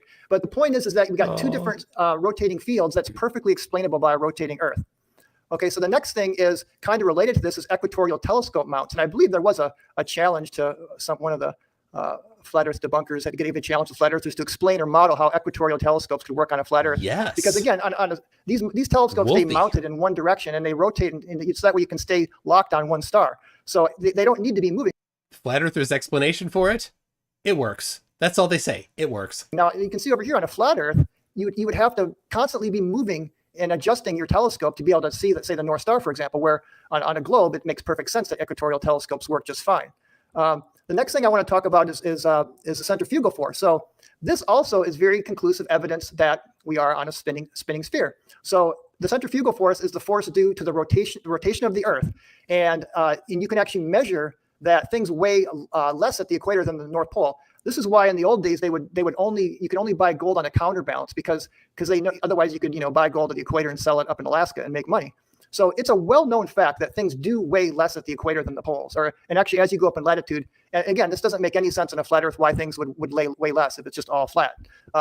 Now, related to that is the Earth-Vest effect, which is related. It's a component of the Coriolis effect in the up-down direction. So basically, it's related to centrifugal force in the sense that if you're on a plane flying in the same direction as the Earth, and again, the Earth and the atmosphere are all rotating together, but the plane relative to the Earth atmosphere frame is going to be going in a little extra fast. So that's going to create a little more centrifugal. And again, you can actually weigh this. And it's.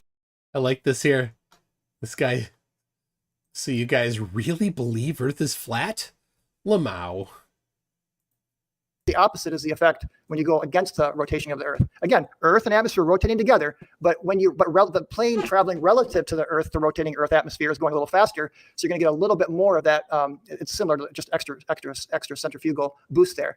And you can actually weigh. This is Wolfie 6020, who is a pilot, and he did an experiment where he was flying from east to west, and he did see that things were weighing more than going from west to east. So when you're going with the rotation, you're going faster, you're getting more centrifugal, things will weigh less. Against the rotation, again, really, really great evidence for a spherical spinning Earth.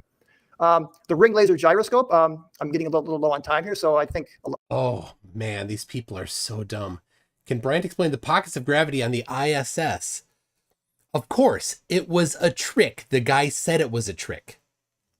They don't care about truth. They just repeat their same lies. A lot of people in the flat Earth community know enough about this, but it's worth mentioning that these are just so incredibly accurate, and they're in the inertial systems of ships, planes, helicopters, the ISS, submarines, missiles, satellites. So incredibly. So I kind of want to talk about some really good studies, some peer-reviewed studies using Again, these are much bigger and even more accurate than small little ring laser gyroscopes. So this is a great study showing the Chandler wobble. So what the Earth actually not only rotates, but it has little wobbles. There's an annual wobble, a Chandler wobble, and they've even recently detected a daily wobble that's so small that we almost know where the spinning axis is to the centimeter. Some of these studies, so they're basically just really big ring laser gyroscopes that are incredibly accurate. And in this particular study here, they were able to directly measure the rotating Earth and the Chandler wobble, what's he gonna say? which is named after the guy who discovered it. Now, this is another peer-reviewed study that showed not only the Chandler wobble here, again, using another a very large ring laser type of gyroscope, and they had one in Germany and New Zealand. So they kind of combined their data to get even more accurate answers. And what's really, to me, what I love about this study is you can even see some of the daily. So this big sweep here is the Chandler wobble, and the little tiny sweeps here are some of the daily fluctuations. So the Earth, again, not only are we not stationary, we're spinning, but the wobbles are very accurately measured by these very, very sensitive ring laser gyroscopes that are very large scale, that are going to be much more accurate than the small ones. Look at this little gold nugget from Mr. Thanks Bob himself. Says those accelerometers are capable of being manipulated, are not capable of being manipulated in the z-axis. Therefore, they're worthless, Bryant. No, they're not accelerometers. They're gyroscopes, and some of them only have one axis. It's not worthless just because it has one axis, but the big ones have four axes.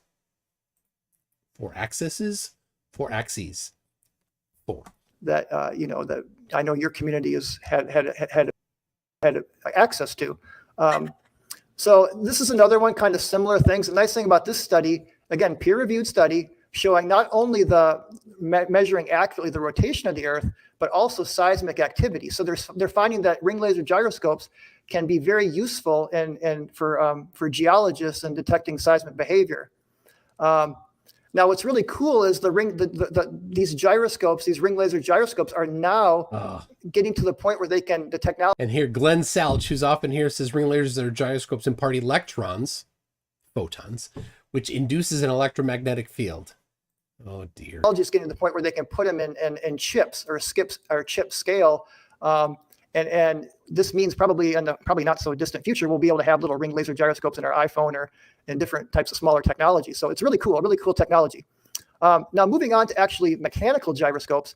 This right here is a marine gyro compass. These have been used for a long time, and people that are like the Marines and the Navy, and where you have to be able to find true north as your life depends on it. They're incredibly accurate. They don't have biases. They're built in such a way where you're getting the absolute true north spin of the Earth. Again, excellent evidence that we live on a spinning sphere.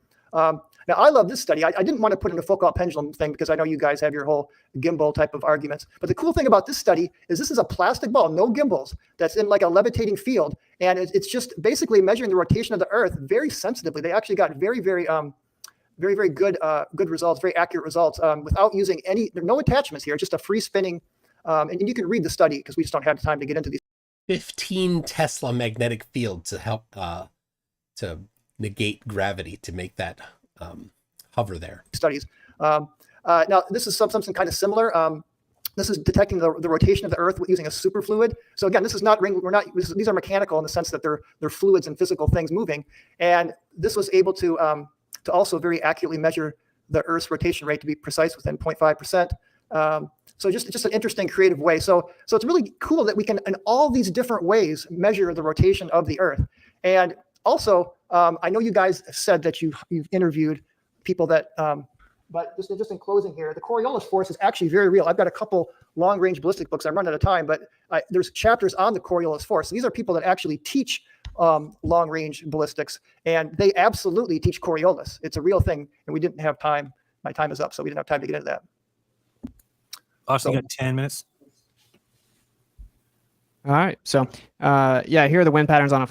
Okay. I got a couple of things here. I got a super chat from 2D ResQ Explain Stuff, who's been a member for 7 months. Says Witsit's erections equals electrostatics.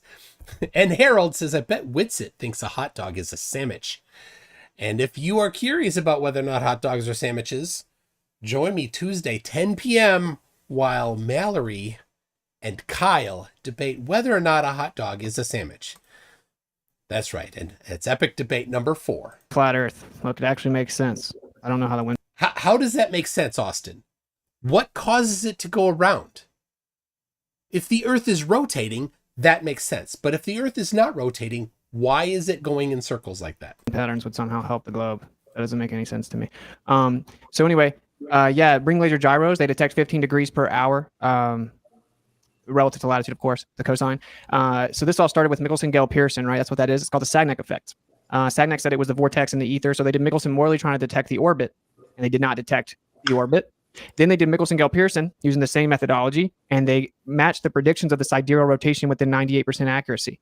Oh. So if you combine Michelson-Morley and Michelson-Gale-Pearson, what it actually shows you is that the only viable explanation is that the Earth is not spinning, and we're detecting the motion of the sky around the Earth. Secondly, you brought up planes flying over the Earth spinning.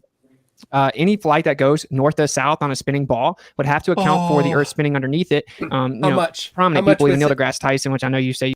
How much, Whitsett? Show the math. Your claim. Show the math. You don't agree with everything he says, but he said that actually this guy kicked a field goal and won the football game because the Earth spun underneath the football as it was north to south. Now, the anti-flat earthers walked that back and they say that isn't the case for whatever reason, but then they turn around and they claim that there's a spinning bullet above the Earth spins under the bullet. So they are claiming that actually.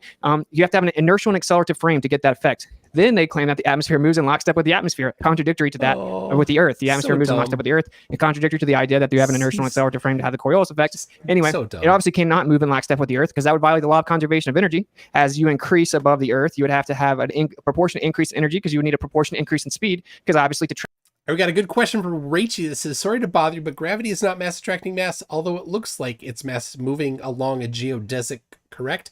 Rachel, in our inertial reference frame, gravity is mass attracting mass. Travel a greater distance in the same amount of time would need you to travel faster. So anyway, that right there is a problem. You have to introduce a mechanism to introduce additional energy to make it go faster around the Earth. Secondly, they claim something called super rotation, where the top of the atmosphere actually moves faster than the Earth. You would need another mechanism to introduce energy, or it would violate the law of conservation of energy momentum. Anyway, the plane flies over the Earth, and it does not bank to the left when it's flying from north to south. It doesn't bank over and then accelerate forward to somehow catch up to the Earth spinning underneath it. It just adjusts left and right based on the wind. Now, no autopilot or any manual pilot. For a guy that claims to have such a high IQ, he sure is dumb. Flights ever have accounted for Coriolis with a consistent update. So they say, oh, well, it's not that much. And the spin of the Earth is accounted for just naturally as you update for the wind. That makes no sense, though. If you're going straight and then the wind moves you over to the right, but the Earth spinning to the left, as the plane adjusts back to go straight to the point it originally was, it would have to additionally adjust to get to the location that would be catching up with the Earth. But just to remind everybody, this is Witsit's opportunity to provide positive evidence for his claims about the Earth being stationary. This is not his rebuttal. This is his positive evidence section. So if you flow 5.5 hours without adjusting for Coriolis, you'd be like 3,000 kilometers off of your path. And no globe earther proponent ever addresses this at all. There is no answer. So in addition to that, you claim you didn't want to talk about pendulums, but then you brought up mechanical gyros, which actually don't pick up the spin of the Earth, hilariously enough, and are super inconsistent with the claims that they do. And that doesn't work. It would have to always pick up the spin of the Earth. All mechanical gyros would pick up the spin of the Earth if it was the Earth rotating.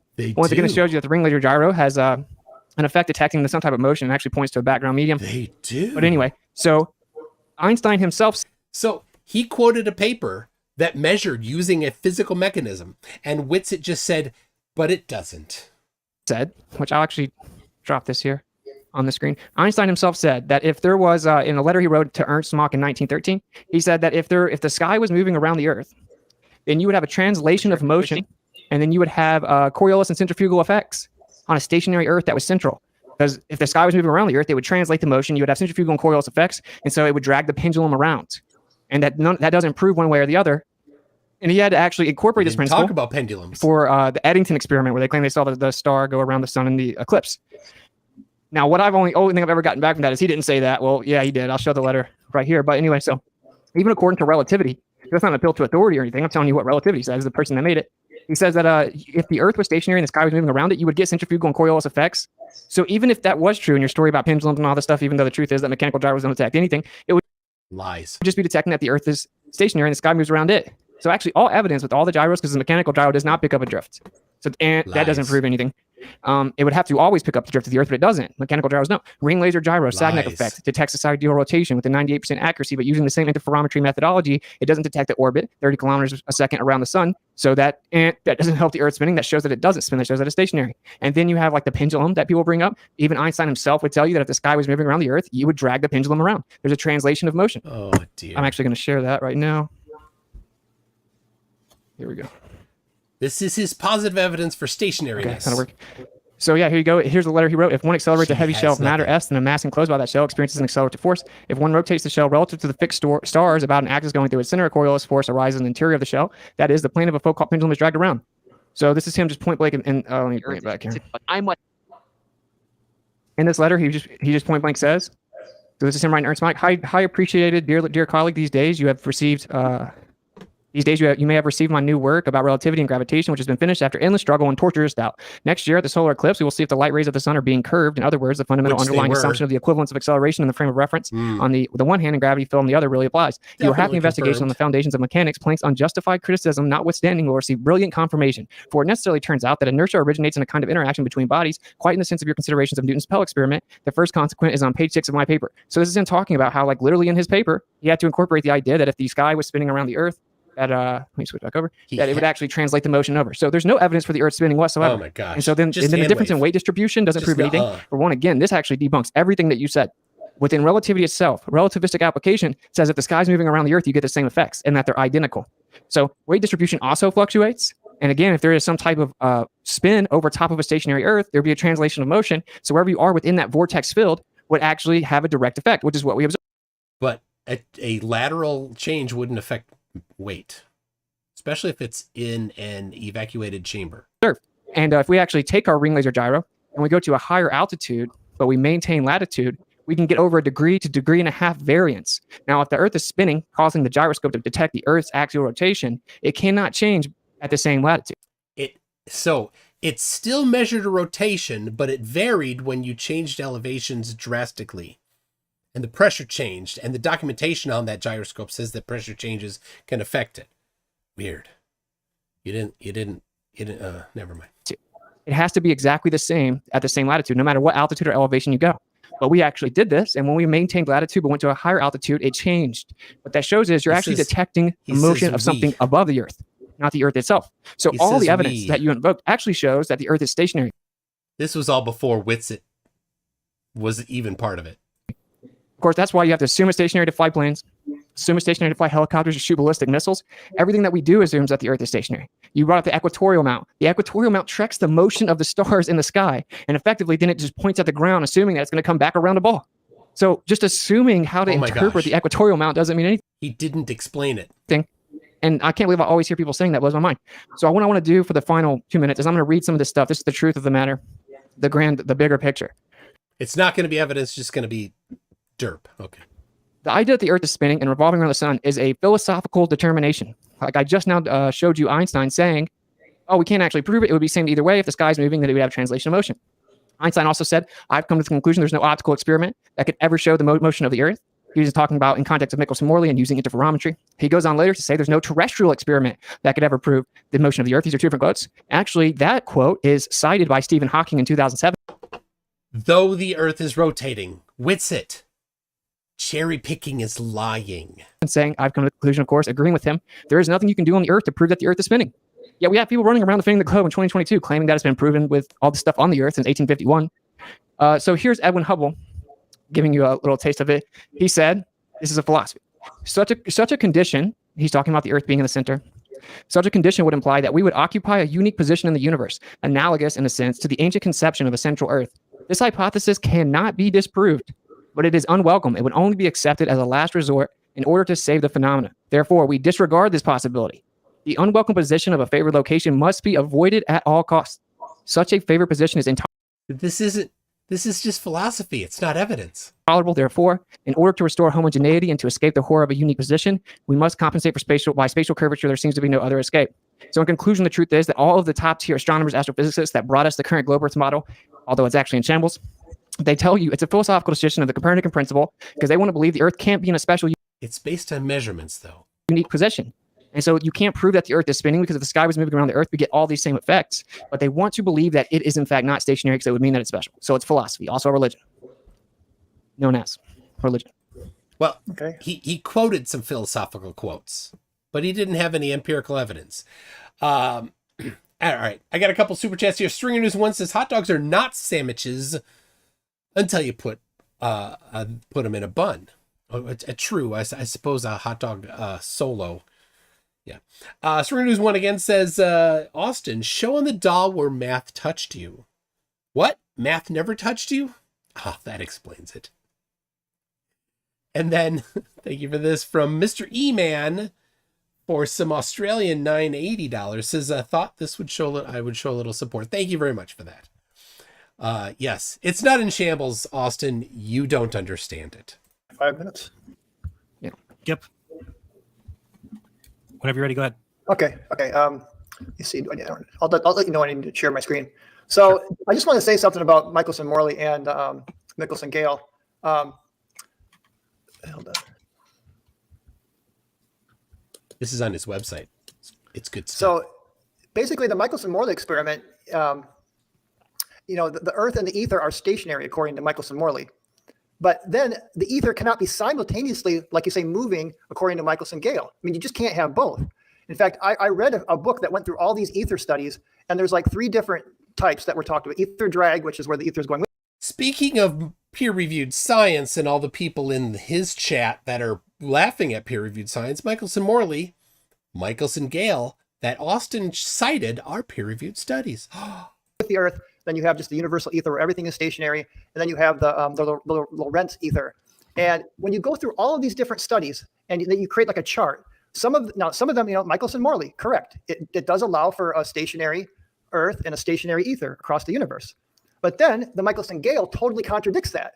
And it says that there's a spinning ether spinning. So, I mean, you can't have it both ways. I mean, the two contradict each other. And there's many more studies like that, too. Then you got stellar aberration, other things that make it very clear that we're moving. And I mean, I didn't get into all the other evidences of that we're moving. But so, again, these ether studies, ether was disproven or shown not to be needed at all, unless you just want to say everything is ether. And then you can just use the word everything is God if you want.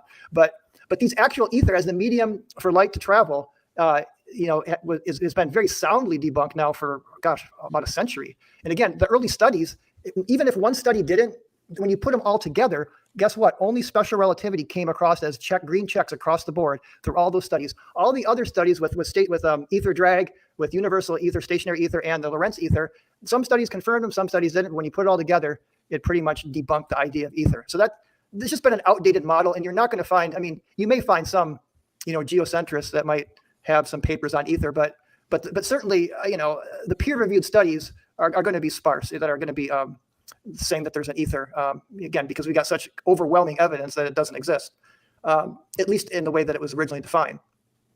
So let's see, I mean, you mentioned, I just want to bring that to you, because you talk about planes, if you go from north to south, and actually, airplanes do account for that. Just wanted to, I forget where. You want your screen up? In just a second. I'm just trying to find it. You see, Whitsett just says they don't. That's all. That's his evidence. That's the extent of what he has. Because I did some of the calculations for this. I have it on my website, mc2.net/Coriolis. I have the formula right on there. So you can get the actual lateral force on an airplane, or actual acceleration on an airplane. I forgot I had it in my slides. Do Coriolis. It's tiny. Yep. It's tiny.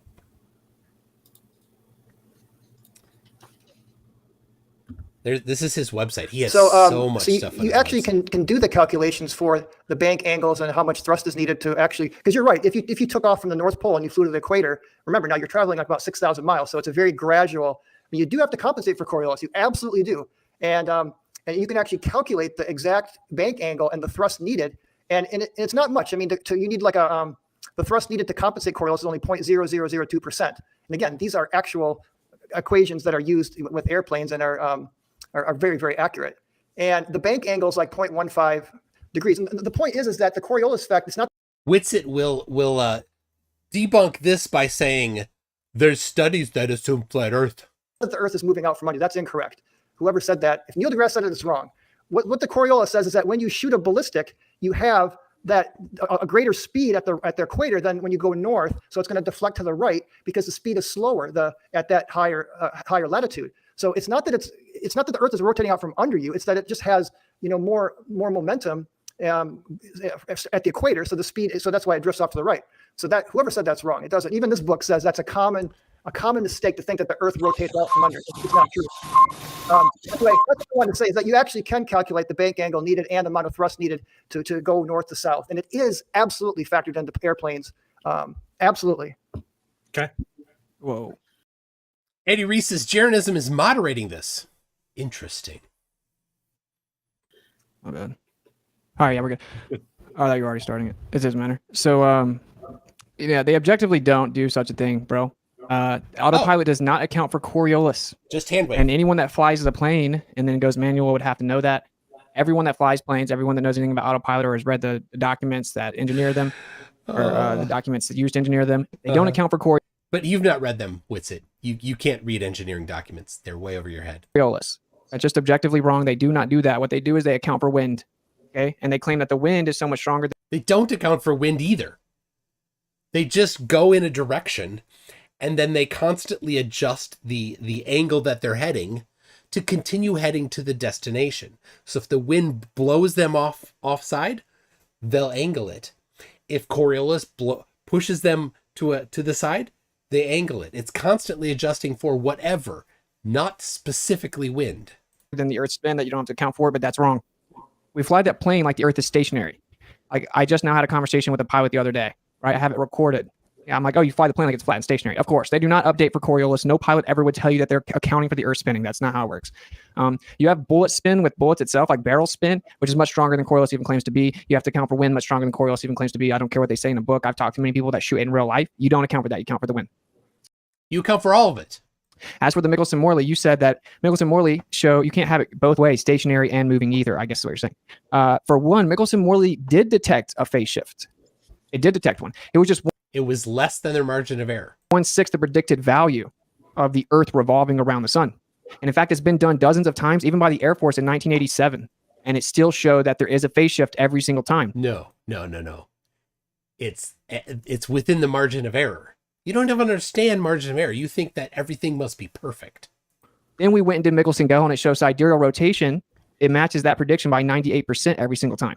And that's because our 15 degree per hour convention that we use for time is actually just a generalized accepted average, basically, or an agreed upon convention. What the hell It changes a little bit, which is why it fluctuates from 98% to 100% accuracy. We just use that convention for time. What the hell even is So that? it matches the prediction for sidereal rotation perfectly, and it does detect a phase shift. So the only thing Michelson-Morley did was show that the ether is not stationary.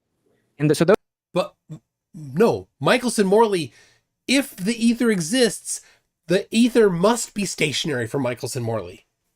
those work perfectly together. The ether slightly drifts over top of the Earth. Okay. And this explains all the phenomena. And again, you kind of waltz past it, but I'm going to really drive this home for the last 3 minutes. Einstein, Hubble, Hawking, Arthur Eddington, you name them, Wolfgang Pauli, they all explain you can't prove that the Earth is moving from the Earth. You cannot, including stellar aberration. And they will tell you point blank that therefore stationary. No. They can create a model for you that explains alleged parallax, which doesn't actually happen, retrograde motion, stellar aberration, all in a geocentric model with the Earth stationary. And you cannot prove that it's spinning or revolving on the Earth itself. It's impossible. Stephen Hawking in 2007 again, prove anti-science. Explained it, quoting Einstein from his writings in Special and General Theory of Relativity, his paper on the combined two theories, explaining that you cannot prove that the Earth is spinning. They choose to believe in the Copernican principle because they have a religion. That triggers people because they think they hate religion. They hate God oftentimes. But that is a religion. It's a belief system built upon the doctrine of men, void of empirical, verifiable evidence, and in fact, contrary and antithetical to the actual evidence. Despite what the evidence says, He just hand waves the evidence. Read him point blank say it can never be disproven. We disregard that possibility because of the horror of a special and unique position. Right? And I have plenty of quotes here from geocentrists or heliocentrists explaining you can never prove it. You can't prove that the Earth is that the Earth is not stationary. Well, we don't want to believe that because that would mean the Earth is special. So then what do? We go look out at the background distribution, the energy coming away from the Earth. It shows the Earth's in the center. So what do? They call it the axis of evil. And then they come up with a new idea. Well, it does look like we're the center, but that must mean that no matter where you are in the universe, it would look like you're in the center. Or we're just in the center. And he doesn't get this because it's a stolen concept fallacy. He's looking at the cosmic microwave background radiation, which was taken by looking in all directions in 3 dimensions from the Earth, not flat. So the data from the cosmic background cosmic CMB is contrary to flat Earth.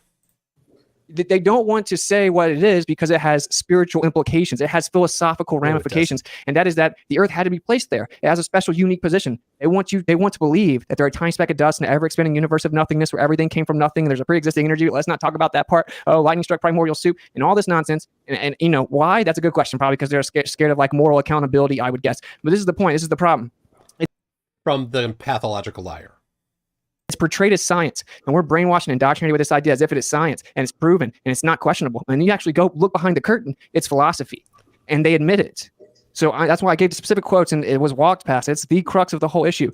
There is a philosophy that leads to atheism and nihilism and materialism portrayed onto the world as if it is, in fact, scientific fact. You can't prove that the Earth is moving. If the Earth is the ball that spins, which it objectively isn't, we falsified it, everything gives us the illusion that it's stationary. He didn't falsify anything. He provided claims. And this is what all of the astronomers and astrophysicists say that gave you the current model. Good work on time there. Okay. Right, back and forth. Right. Well, but you do know that the Michelson-Morley experiment has been done. And on my dfe.net/ether page, I've got a whole list of studies that duplicated Michelson-Morley and got better and better and better to where there was basically no fringe when you get to the really accurate studies. So you can actually show that there's no fringe shift when you do the Michelson-Morley very carefully. You just said basically no and then none. Which one is it? Well, it's such a small amount. I mean, you understand that experiments always have experimental error, and we're talking many decimal places on some of the best experiments. The early Michelson-Morley flat earther understands. it wasn't as accurate. It just got better and better and better as the studies went on with time. The Air Force did it in '87 and got a phase shift. Well, just because the Air Force did it, I mean, there's peer-reviewed studies that show otherwise. From when? Well, again, I got them right here. We can pull some. I've already looked at them. They all show a phase shift. How much though? I mean, again, it doesn't matter. It does matter because if you say 0.0, margin of error. It can't be just absolutely. You're looking for absolutely zero in an experiment. That's what you're claiming is happening. You really don't understand how science works. I understand that you just use the instrumental error as an excuse and I have to explain it. He doesn't understand that every measurement has an error. That's how stupid he is. Austin, you are an absolute idiot. Every measurement has a margin of error. See, special relativity was invoked to claim that the measuring apparatus physically contracted and then time slowed down. So it looks like they're the same, even though it never actually is the same. We're going to pretend that it's just instrumental error and it's always the same, and that the measuring apparatus physically shrank and you just can't tell. So is that what you believe is happening in Michelson-Morley? The Michelson-Morley is a well laid out experimental, and it's been duplicated many times. And if you're looking for a zero, of course, science isn't going to be able to get absolute zero error. I mean, because do you believe that in Michelson-Morley, the measuring apparatus is physically shrinking? Interrupted. Well, you understand with time dilation, length contraction. I mean, when you're going fast enough, it's not going to be much, but it's that's something that that is kind of a paradox, but it does seem to happen. So what your model claims is that there is a difference, that there is actually a phase shift, but since the measuring apparatus contracts and time expands and slows down, that it looks like there's no phase shift. Show me your evidence or your study that validates what you just said, and that somehow special relativity by Einstein. He gave a speech explaining it specifically. That's the whole point of special relativity. I mean, you're just giving a bunch of quotes. You don't have any actual peer-reviewed studies to show that the Earth is stationary. I mean, where is your studies? First of all evidence shows that the Earth is stationary. So the whole idea, just saying all evidence isn't actually evidence. The idea of relativity is to explain the theory that says even though it always looks like the Earth is stationary, it's actually spinning, wobbling, and revolving. That's what relativity says. I know, but I showed you 12 peer-reviewed studies. I mean, where are your studies? I'll show you 30 different top-level astrophysicists. So if you disagree, you're disagreeing with Stephen Hawking. You're disagreeing with Albert Einstein. Stephen Hawking doesn't say the Earth is flat. Neither does Einstein. Neither of them say that the Earth is stationary. You are lying. You're disagreeing with all the top guys. Edwin Hubble.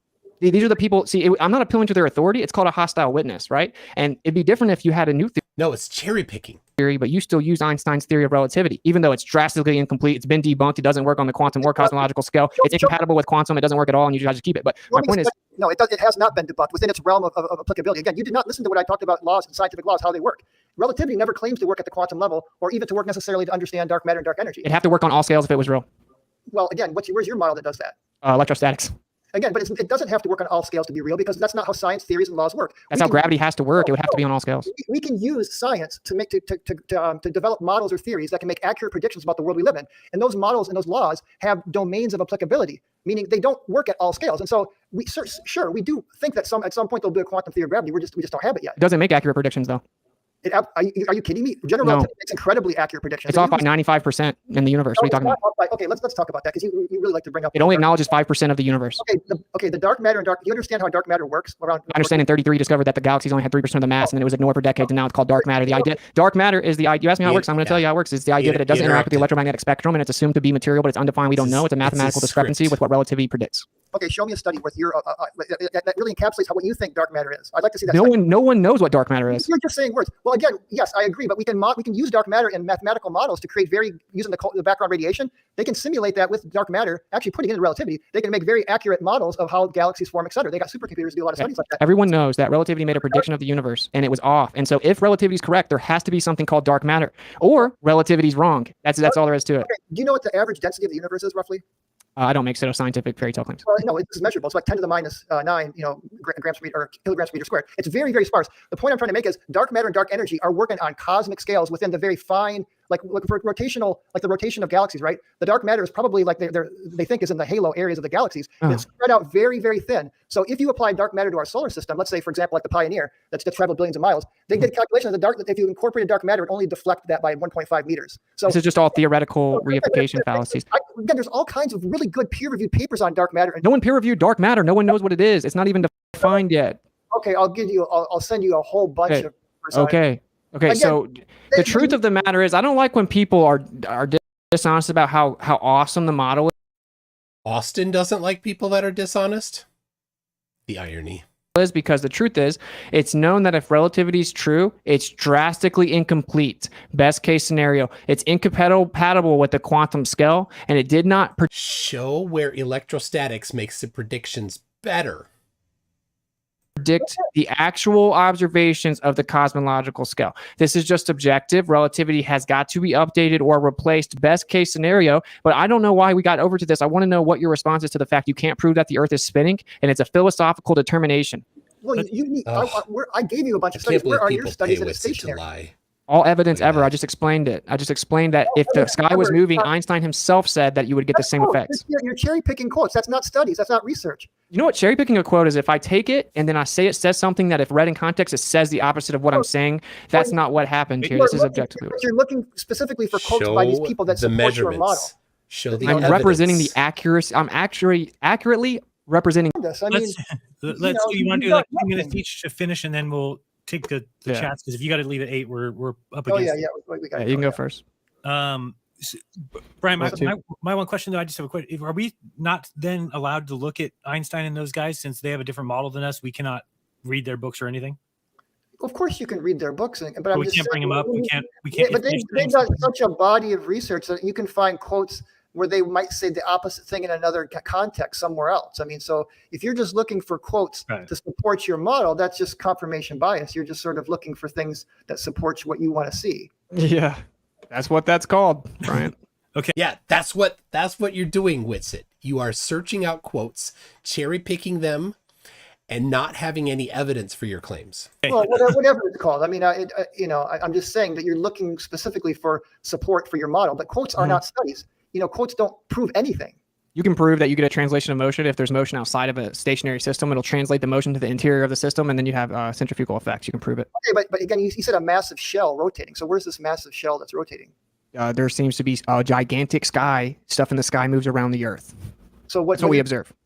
Well, what is that then? Is it sky ice? I mean, what is it made of? You want to do your 2-minute closing? Yeah, see 2 minutes. You got 2 minutes whenever you're ready. Okay. You want your screen up or no? No. We'll just talk. So again, I just want to thank everyone for coming. It gets heated, I know, but it's still, I enjoy hanging out and talking about these topics. And I feel that with gravity and rotation, I presented actual peer-reviewed evidence that's very solid, that proves that the Earth is that gravity, again, within the scientific framework of a scientific law, the universal law of gravity is absolutely valid within its parameters. And again, it knows its limitations. It knows where it can and cannot work. Same thing with relativity. I mean, they work within their parameters. They're not meant to work at the quantum level or at some other scales. So again, the world around us is evidence that gravity absolutely, or Newton's laws and Newton's law of universal gravity absolutely still is valid, and it still works at slow speeds and low gravity, because relative to the universe, the Earth is in a very high gravitational field. I mean, it does exist here, but it's nothing like a black hole. And I did want to, can I share my screen? There is just one thing I wanted to share on that really drives this point home with Newton. Well, I didn't get to it in my presentation. Oh, hold on. Searching for stuff. And just, and it's okay that you don't follow along here. All I want to show here is that from general relativity, you can actually recover the potential formulation of Newton's laws. And that what relativity does is just adds a correction factor to it. Even E equals mc squared does that. You know, that's just a first order approximation in the Taylor series. So the point here is that when you do like the perihelion of Mercury, you have to take into account this correction factor. But Newton's law of gravity was not proven wrong by Einstein. In fact, it's right there within relativity. It's just when space is very flat and the speeds are slow. So again, it's been fun, and we go do it again sometime. Cool. You just go ahead and start, I guess. I think we got a ton of questions. I think we'll be fine. Yeah. I'll just wrap it up super Bob, fast. write me on Skype how I'm supposed to find them, though. I can't find them. So basically what we covered was that, we have scientific empirical evidence that can be verified for electrostatics. Never. We have equipotential show increase. This was never addressed, but you can't He didn't have show any. equipotential increase of electricity like we do on the Earth unless you have two Gaussian surfaces, which means there has to be a surface above us. That's the only way that you can have it. There's a downward flow of electricity, electric downward pressure on the Earth. It's 10 to the 36 power stronger than gravity even claims to be. Little g is downward acceleration. That's for everyone. So in fact, the only thing that can be verified and proven and manipulated with science is electrostatics. And again, it's significantly stronger than gravity claims to be. They just have to claim it's something else because electrostatics wouldn't make the Earth a magic spinning ball with water spinning around it in a vacuum, spinning around other planets. And when it comes to the spin of the Earth thing, I really want this to be really for the audience to really soak this in. Really soak this in. You were duped into thinking evidence. that the Earth is a tiny speck of dust, but it's this gigantic ball with water spinning around it. The grand scheme is nothing and blah, blah, blah. Cherry pick people that don't believe what he believes. He made them lie. He's using them to lie out of their mouths. It's disgusting. It's absolutely disgusting, Whitsett, that you had no evidence to support your claim of stationariness. The only thing you had was quotes by people saying you can't prove it, which science doesn't prove. And this wasn't recent, though, which, of course, things have been done since then. You just want to ignore everything. You actually didn't present any, you didn't present any evidence. You didn't actually disprove anything or falsify anything or debunk anything or find any methodological errors in anything. You just said, nuh-uh. That's it. That's all you have, Whitsett. You are an absolute idiot, Whitsett. And all of the people that follow you, they're dumber than idiots. So, all right. It's funny that he talks about lying constantly, but all right. Well, Witset's done. Thank you, guys. Hopefully everybody enjoyed it. We can maybe do it again. Right. Bob's going to give me a link. You have to go into your back room, Austin, to pull the sewer chest. We can't get in back there. I sent him managers. My back room. What do you mean? Go. My YouTube studio, and then go monetization. You want me to just read them off? Yeah. Okay, gotcha. All right, there's not that many. All right, Ron, I think most of them are for you, but there's not that many. Okay, so we have. So don't wait for them; it'll take forever. Bryant, we have a life-altering revelation. That was in the pre-chat. He said, "Do you have to have rotation to have gravity?" Rotation to have gravity? No, I mean gravity. Yeah, gravity is not rotation. Gravity is mass attracting mass. But when you have orbits, you have to factor in the centrifugal. It's like a balance, right? Where you got gravitational force balance the centrifugal force. So when you write your potential equation for gravity, or for the potential of the motion of the orbit, you got to incorporate both gravity and the rotational centrifugal force. But it's not gravity itself. Gravity is just always towards the center of mass. I mean, pulling in. So. All right, that was Shiloh Carpenter, Plain Truth. All right, we're not gonna. He said, tell him, no, we're talking is rude or whatever. Okay, here's a question from Gender Neutral. Says, can Bryant explain the pockets of gravity on the ISS YouTube video? And number two, how Newton's law of gravity can violate the second law of thermodynamics to hold the atmosphere of a ball against the vacuum of space? Well, the first one, I'm not familiar with the context of the ISS, so I don't. I can answer the second one, but I mean, yeah, fair enough. So how? First of all, it doesn't violate the second law of thermodynamics. The second law of thermodynamics says that the entropy of the universe always increases. Now you can have the entropy of a local system decrease as long as the overall entropy of the universe increases. So with the problem with the whole atmosphere next to a vacuum thing is that, first of all, the gradient, there really is no pure vacuum. There's always particles in space. So there's never a zero vacuum environment. You're going down from a gradient that gets less and less and less and less, and then it just stays less and less and less, and et cetera. And there is a difference between atmospheric pressure and gas pressure. And sometimes flat earth enthusiasts make that confusion. They think that because gas pressure is the pressure of gas against a container, where atmospheric pressure is specifically the pressure of gravity pushing the atmosphere down on the surface of the earth. So it's defined differently. And I know you guys always bring that topic up, but it's very well explainable by gravity. In fact, the gradient is so specific that meteorologists and certain people that are into weather science know they don't even need to know what the altitude is. If they know what the pressure is at a certain altitude, they almost automatically know what the altitude is, because it's very, very precise gradient. And you only get a very precise gradient like that when you have a downward acting force. So the force itself, Anyway, there's an electric gradient. We can move on. So Bjorn Magnusson, sorry. He said snipers don't factor in Coriolis. If they did, then pilots would have to do the same, but they snipers do factor it in.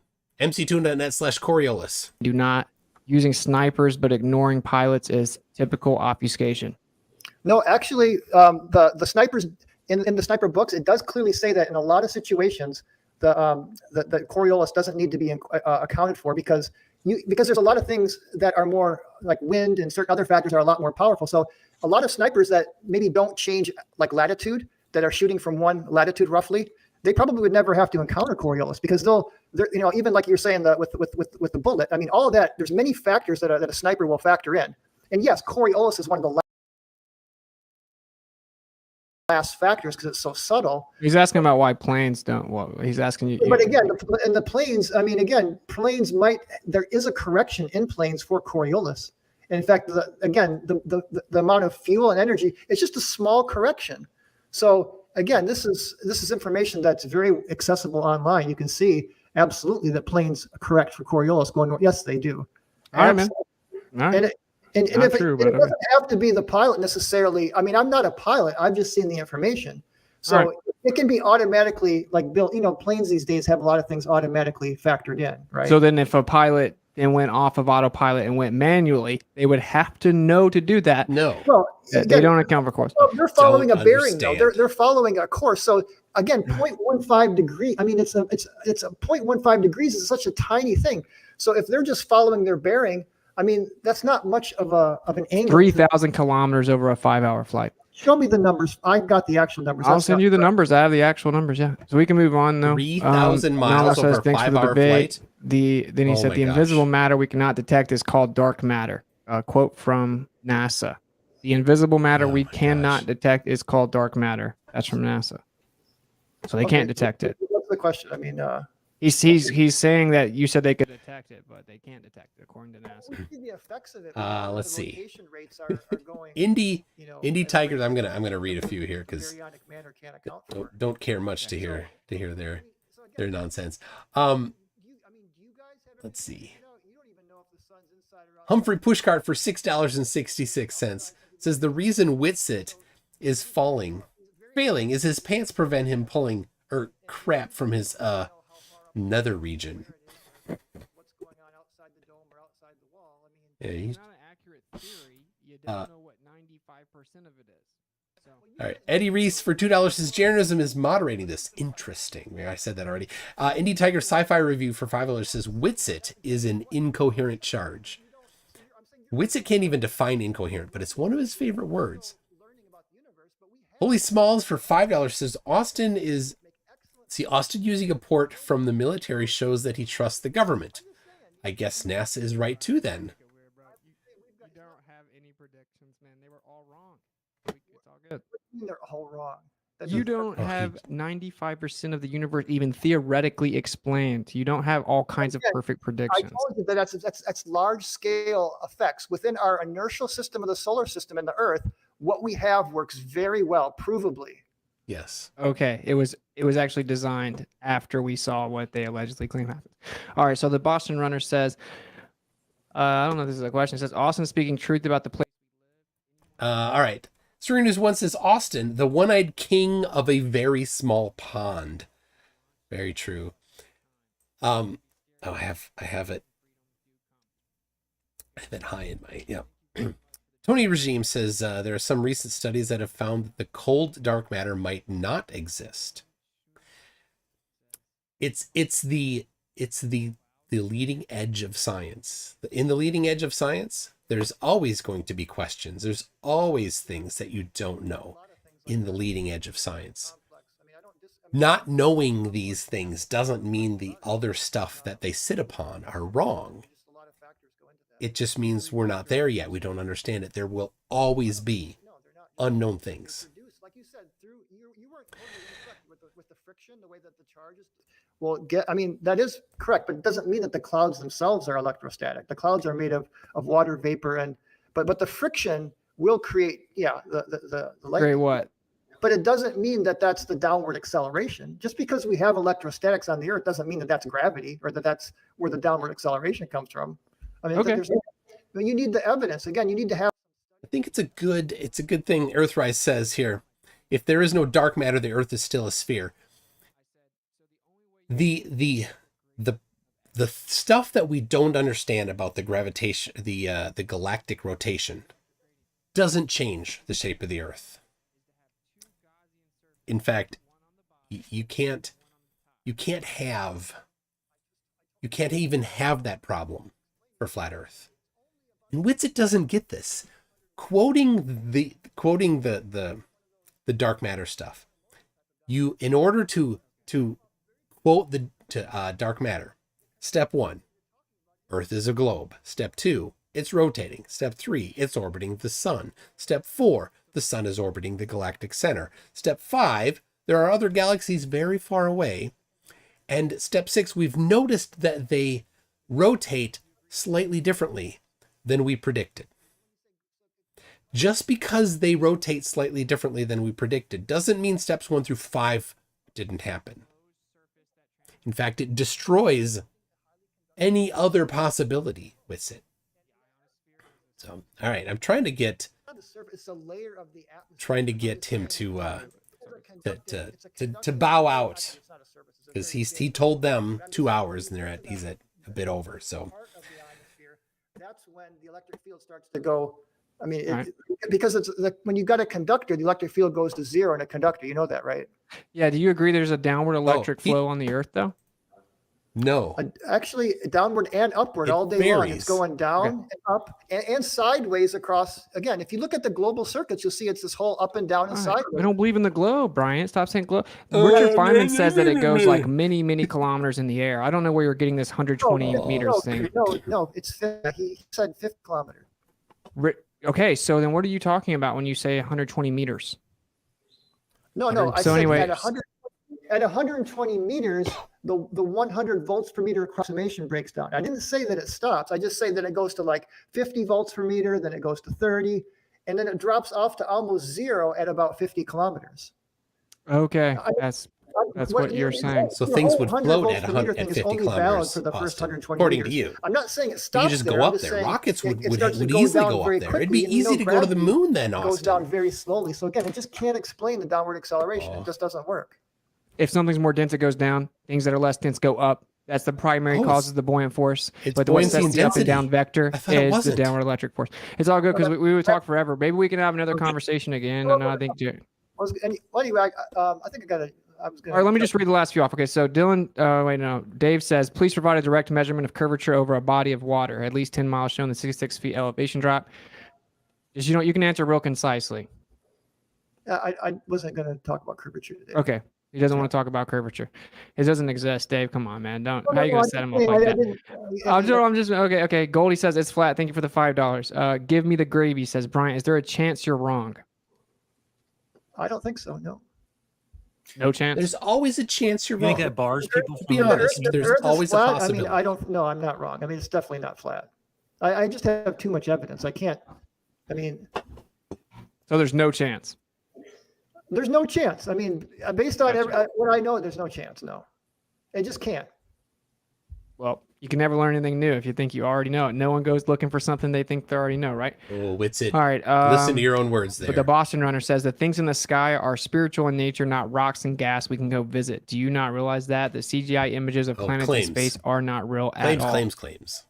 Actually, I've had a telescope, and what you guys call these images of planets is bokeh. You know that, right? It's out of focus photography. That's what they say, but digital is different than analog, and it seems to show a different spectrum of the light. Oh my gosh! With a telescope, I've seen Saturn as it looks. That's analog.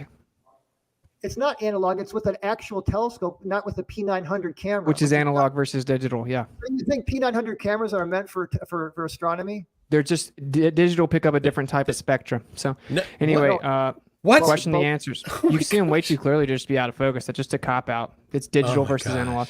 Question the answer says, why don't we? I can use a candle and I can use a candle behind a light source and create those same patterns with a candle. Did you know that I can get a bunch of electrostatics and I can blow candles out with my fingers? Everything's electric. Oh my gosh. All right. Anyway, question the answer says, why don't we see complete different stars every 6 months? How can we see Mercury at night, selenilian eclipse, and how do railguns work? It's not a conspiracy. It's compartmentalized ignorance, ultimately. Just spiritual memes. What do you mean around the ecliptic? We do see difference through the times of the year. We see along the equator all the that's the basis of astrology. All the constellations are constantly changing throughout the year. You're saying we would see all kinds of totally different set of stars every 6 months. We be looking the other way. We do. No. It's absolutely we do. It's because we're rotating around the sun. That's why. What an idiot. Okay, yeah, so you'd be looking in a totally different part of space. Wouldn't you be looking the opposite direction? So I mean, that's what I'm saying. It's because we are orbiting the sun that we go through the different constellations throughout. But now the North Star, again, we can go on and on. Let's just okay, fair enough. Okay. So yeah, he asked a few things. Selenilian eclipse, but anyway. Oh my gosh. This guy said what? So the sun's Refraction. not actually there; it just looks like it's there. Yeah. Well, you understand with sunsets, you get refraction. That the sun is already set, but you can see it after it's set because of refraction. I understand that's what you claim. Yeah. No, that's light. You guys use refraction all the time. That's light bending. Atmosphere. It's a well-known phenomenon that light bends through different media. I mean, no, you can't prove that the sun's not where you see it. You just say that. You can't prove. You can't prove. That's the way they prove it. Just saying you can't prove isn't actually a rebuttal, Austin. Is they take their equation and they say, according to the globe Earth math, it should be down beneath the Earth, so it has to be refracted. Here's how much the difference according is. It to refracted this much. measurements That's not and proving the anything. law. Well, anyway, and Snell's law. At nighttime, you got to go through a lot more atmosphere because the light's skimming through the whole atmosphere. So that's why you get a red sunset, because the blue gets scattered and filtered out because you're going. That's why there is more refraction at night, because you're going through a lot more atmosphere when the sun is setting. Angel asked me, why does the weight change at the equator? I think we're within a vortex of an ether field, and I think that there is actually translation of motion from the sky, and within that ether vortex, based on your altitude and your positioning out from the center, you would have a difference in downward pressure. Just salad. For that. I'd like to see the evidence. I have the same evidence you do. You just claim it's gravity. That can't be salad. proved. Just Witsit salad. It's centrifugal force. It's very well measurable. It's very simple to calculate. BS. Okay, so when you say measure calculation, those are two different things. Obviously, you just beg the question and assume it's there. You can take a. Did Whitsett fail science class? Whitsett. The first time I talked to him, he said that he started taking classes at college. He went to Cumberland University, and he dropped out the first semester because he kept getting in arguments with his teachers. So he dropped out of science class. That's what happened. he doesn't understand any of this stuff at all. It's all just magic to him, and he thinks if you can just say a whole bunch of words, a script, then you change reality. Well, I did. I mean, I gave you No, one. my point is Einstein explains that all the stuff that you proposed would happen if the Earth was stationary and the sky was moving around it. Well, you know, one of the quotes from Einstein, he actually said that's Oh my preposterous. He says, "Since I have come to believe that the motion of the Earth cannot be detected by any optical instrument." So you guys say that, but then you forget to leave out. Yeah, he the thing follows it up with, but we were moving around the sun. right through revolving around the sun. Right. That's not evidence. That's him just saying that. Begging the question, just Exactly. But you guys are putting out quotes like that's kind of quotes are not evidence. I agree. Quotes. I'm just. but saying, you still use relativity. The person that wrote it says Gleam just applying posted relativity, this.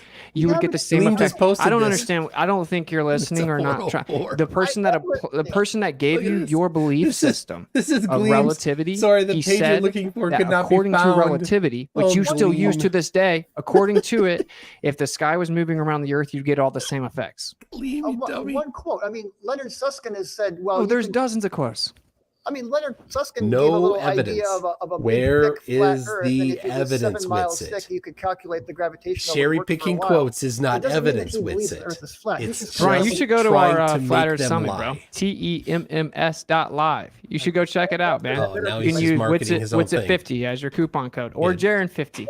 Yeah, And don't you go can to just the come check it summit. out. Virtual on. Oh my gosh.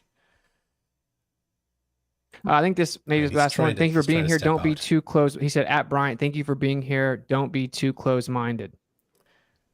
No, I'm not. Closed-minded is. And is then the someone said, why definition of haven't flat constellations earthers. changed in all the years? They have. They have. He says they have changed. Okay. They have. Well, we can talk about that. Yeah, he says doesn't want to talk about gosh. curvature. I don't blame him. Well, again, I mean, I just don't want to get it because we're gonna end up talking for a half an hour. Fair enough. Fair enough. We'll get But, to but again, if you want to make that a Unfair, topic for next time, funfair. I'll prepare Yeah. for that. Let's see what he says here. He says, why did they, what they say? Did he fail school? What they mean? Why won't he just obey? No, unfair, funfair. If it's wrong, show where it's wrong. In school, they teach you stuff. Certainly some of the things might be wrong. But in the hard sciences, physics and stuff, if it's wrong, show that it's wrong. They're not just guessing things. These aren't things that they just put together randomly. These are things that they empirically discovered. So, all right. They can do a lot of wonderful things with science. It's not just about accepting a All right. philosophy or I mean, He's we can too apply it to kind. actual He won't engineering and just building leave. things. Sure, I Like, agree. come on, let's Science is go. Great. Cool. All right, man. All right, much love, man. Thanks for coming on. Much love, All guys. right. I appreciate it. Thank you. Oh, good. Yeah. He's wrapping up. Bye bye. All right, brother. That's Thanks fun. for doing that. Yeah. Yeah. All right. Well, you can we can enjoy looking at Gleam's citation here. The page you're looking for cannot be found. You can see their chat going, and I have the link sent to Bryant. He's going to be joining us in a minute here, and if you haven't yet subscribed to his channel, you better get on it. Could somebody grab his the channel link again? I think. Oh wait, I think I have it.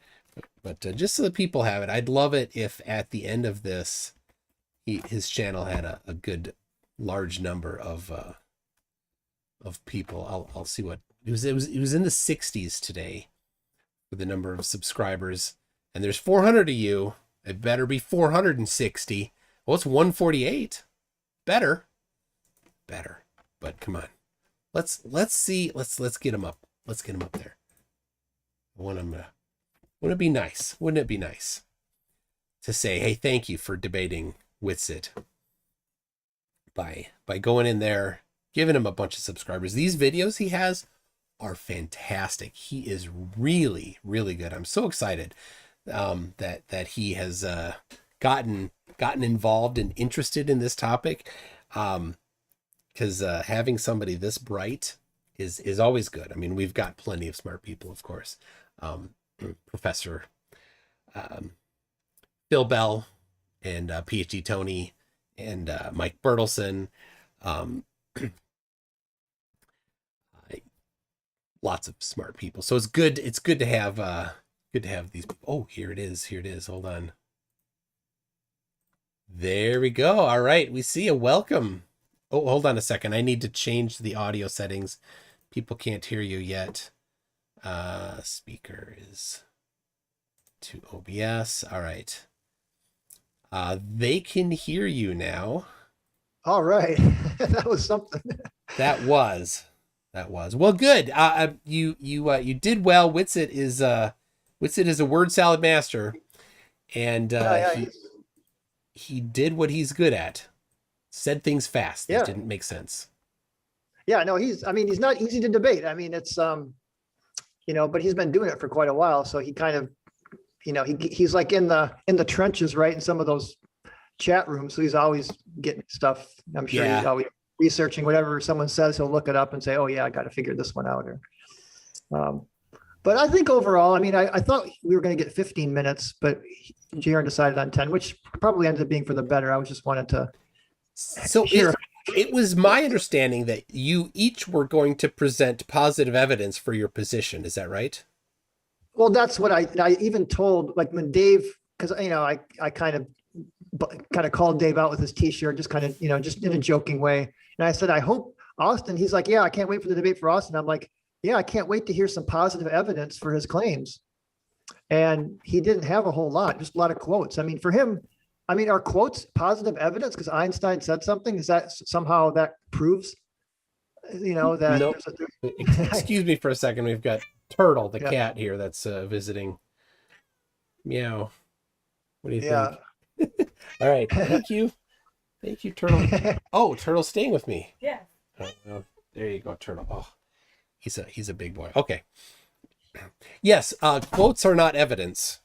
So his opportunity for positive evidence was rebutting yours by saying "nuh-uh." Right. He didn't provide any evidence. He didn't provide any measurements.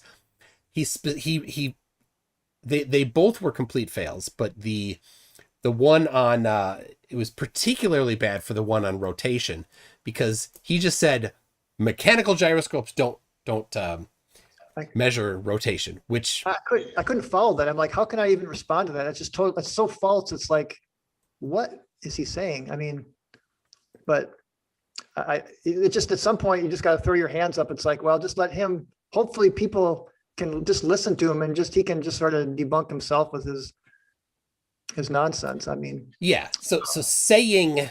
And it's even funnier because, of course, science does not prove things. And so finding a quote from somebody saying you can't prove something isn't extraordinary. It's just confirmation that science does what science can do. Right. It finds evidence and it can falsify. Yeah. And I just liked how that's why I used that in my presentation with him. I just liked how you set up the whole idea of a scientific law with him in that one debate. And it's like, you're saying all these things about dark matter, dark energy, but this is not what a law is saying. A law works within its parameters and it's incredible. I mean, it's kind of fun, just kind of thumbing through my statics and dynamics book, kind of for old memories. I mean, not maybe positive memories, but it was still, when you study it long enough and you hard enough, you kind of gain an interest in it a little bit, right? When you the nicest thing about the statics and dynamics class that I took is that I don't have to do it anymore. I'd mentioned it before you started that electrical engineers take a statics and dynamics class or two of them or something like that, and it's a challenge because it's outside of our, we're doing all this electrostatics and similar things. We've done all of the math on electrostatics. Yeah. Witsit's done nothing. All he had was F equals MA. He wouldn't go beyond that. I couldn't get him to go beyond. The question is, where's the A come from? That's the thing. Yeah, that's what I should ask. And you just got to keep asking, well, where's the A come from? He just would say it's an observable, we all know it's A. All you got to do is swap out A. And all of a sudden, electrostatics works by just switching. Yeah, but it doesn't. I know it doesn't. And I don't. He did say Coulomb's law. He did say Coulomb's law. I was just trying to get an equation. He wouldn't bite though. He wouldn't even try to bite. He doesn't have an equation. He knows that. He knows he will he fail at that, and so he has his scripts on how to avoid being stuck to presenting positive evidence for anything. Yeah. So now, if he had gone first, what would he have done as his positive evidence for gravity, for downward acceleration? Because he was very, very wanting. I mean, he was very okay that I was going first. It's like, okay, I'll go first. Fine. He would have had a different thing because because all he did was address your points. That's all he did. I think in your debate with him, he did bring up one geocentrist paper that was it wasn't even a paper, it was just an article in a magazine or something. Yeah. But it was an attempt. It's like, oh, he's attempting to show evidence. Yeah, he's learned since then to never attempt to. So he didn't even do that. I didn't get anything from him but quotes. I mean, that was tonight's theme from Austin, is that quotes are proof. That's not tonight's theme from Austin. That's every night's theme from Austin. Oh.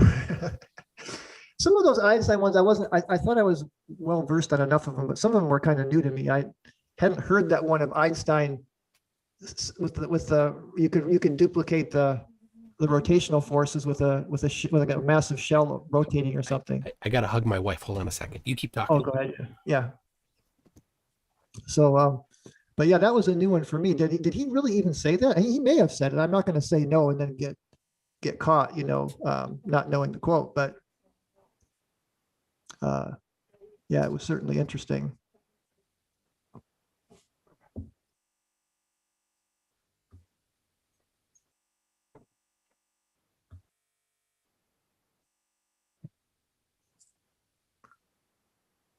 All right. Did you fill the empty space? What's that? Did you keep talking? Oh, I'm sorry. Yeah. So what am I going to talk about here? But yeah, overall, I thought the debate, I thought I did well. I mean, compared to if anybody's seen my last one, I didn't go so well because I was against 4 of them versus 1 and had no idea Austin was even coming on. Yeah. So didn't prepare, but I was pretty prepared for this one. Obviously there's always room for improvement, but it actually had a lot more information I didn't even get to. But overall, I'm much more satisfied how this one went versus the last one. Well, I think you did pretty well. I haven't watched the last one yet. Oh yeah, please don't. But people, the link to his channel is in the chat again. I will put it in the description as well. But let me do this right now. And the goal is, I just did my first video on the blue marble, and how that's just that one photo alone. Yeah. And then I'm going to do like a total of 20 videos. It's going to incorporate 200 or more proofs that the Earth is a sphere and that's spinning and orbiting based on the heliocentric or baryocentric model that we know. And I've got I do have well over 200 proofs, and I know you probably even have more than that, MC, than I do. But yeah, I'm careful not to use the word proof. No, right, not proof. Unless you put it in quotes. You put it in quotes, then it's yeah. You're right. I thank you for saying that. We use it in common language. We use the word proof, but in science, the actual concept of proof, it's not possible. In fact, in reality, it's impossible. It's not possible. Only mathematics can you say something's a proof. Yeah. Or logic. Or right, logic, yeah. But I kind of like ethanol content in liquids. Oh, right. Well, I'd always like to get constructive criticism because this is only my second debate and about 8 or 9 weeks into doing this. But what opportunities did you see there? Did you see any real opportunities of things that you? Yeah, I would have. Well, we already covered this. I would have pressed him more on saying we need. Where does the acceleration come from? Where's the magnitude come from?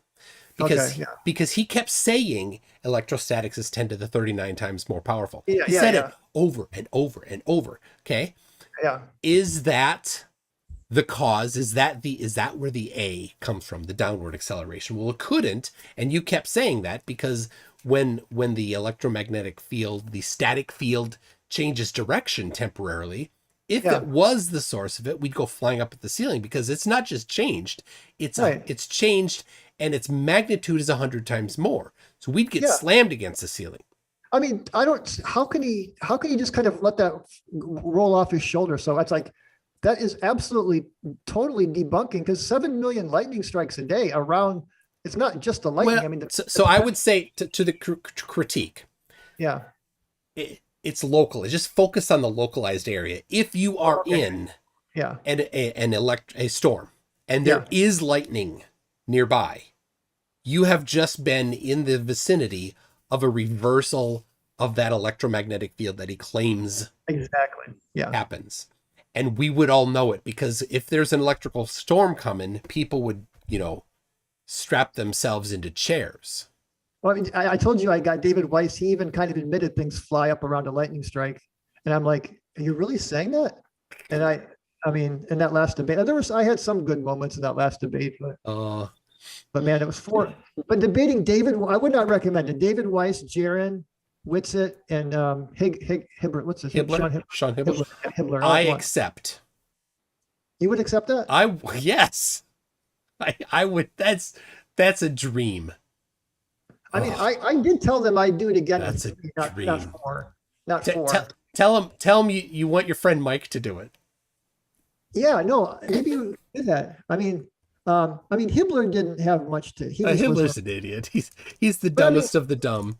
But Jaron, give him credit. Jaron, David, they just got their little puzzles and they just throw these little, the gas in the box puzzle, or David loves to do the spinning rope thing, and it's like, well, David, we don't live on a spinning rope. I mean, well, it's a good point, though. Let me say, he talks about rim velocity, right? Well, yeah, no, that is it is important. It's centrifugal force.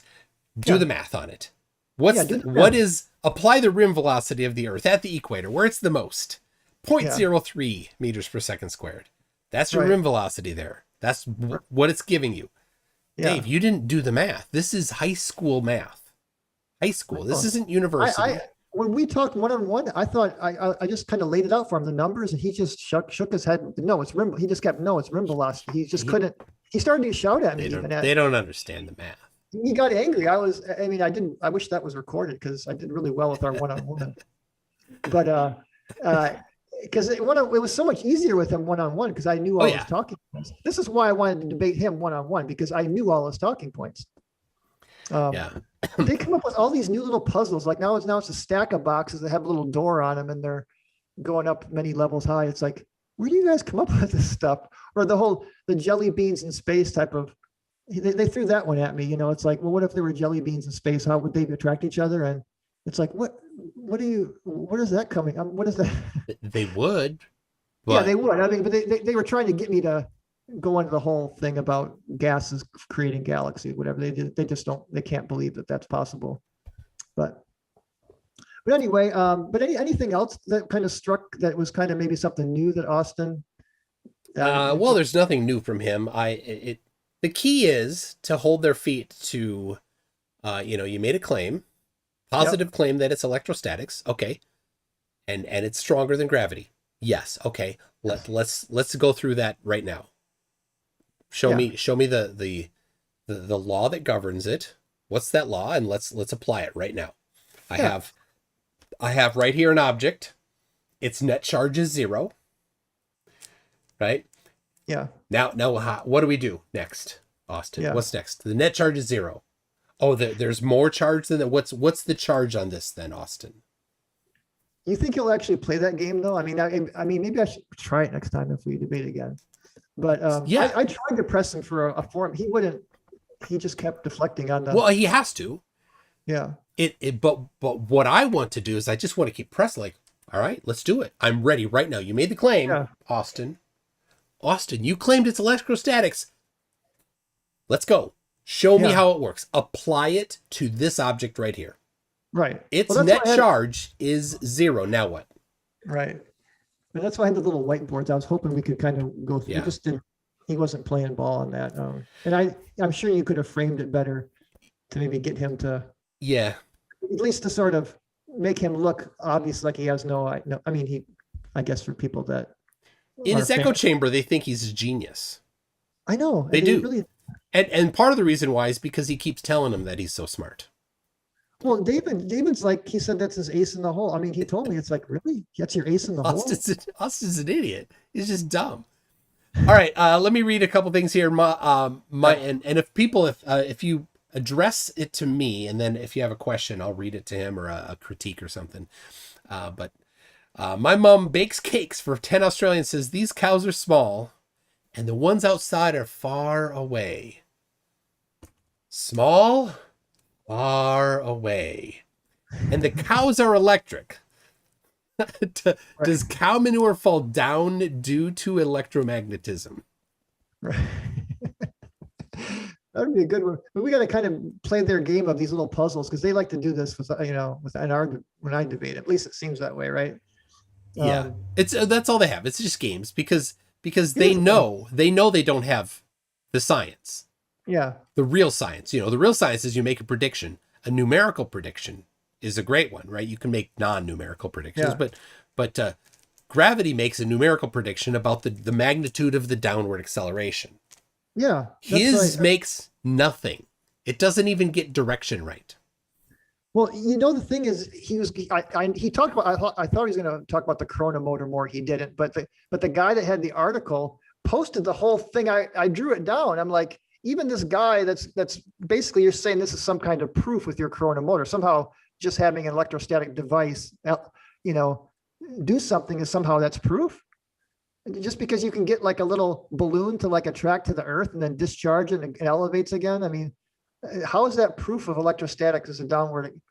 There's no, but they think it's proof though. They think the MIT the aero electro, that dynamic thrust or system is somehow proof that, no, that's just corona discharge on the atmospheric particles creating a thrust that's a very small thrust. Yeah. That doesn't prove.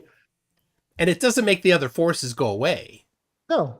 Either. Yeah, they don't. The other forces are still there. Multiple forces can act simultaneously. Yeah, they don't know how to draw a free body diagram. I was going to do a simple free body diagram where you hold the book, right? It's like, what are the torques and forces on this?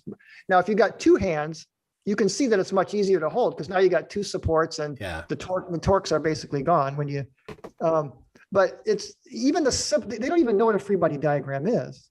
No. So having multiple forces acting on a thing is just, they can't wrap their minds around that idea that multiple forces can be acting on a body at once. Yeah. Eddie Reese says he thinks telescopes are analog. Epic fail.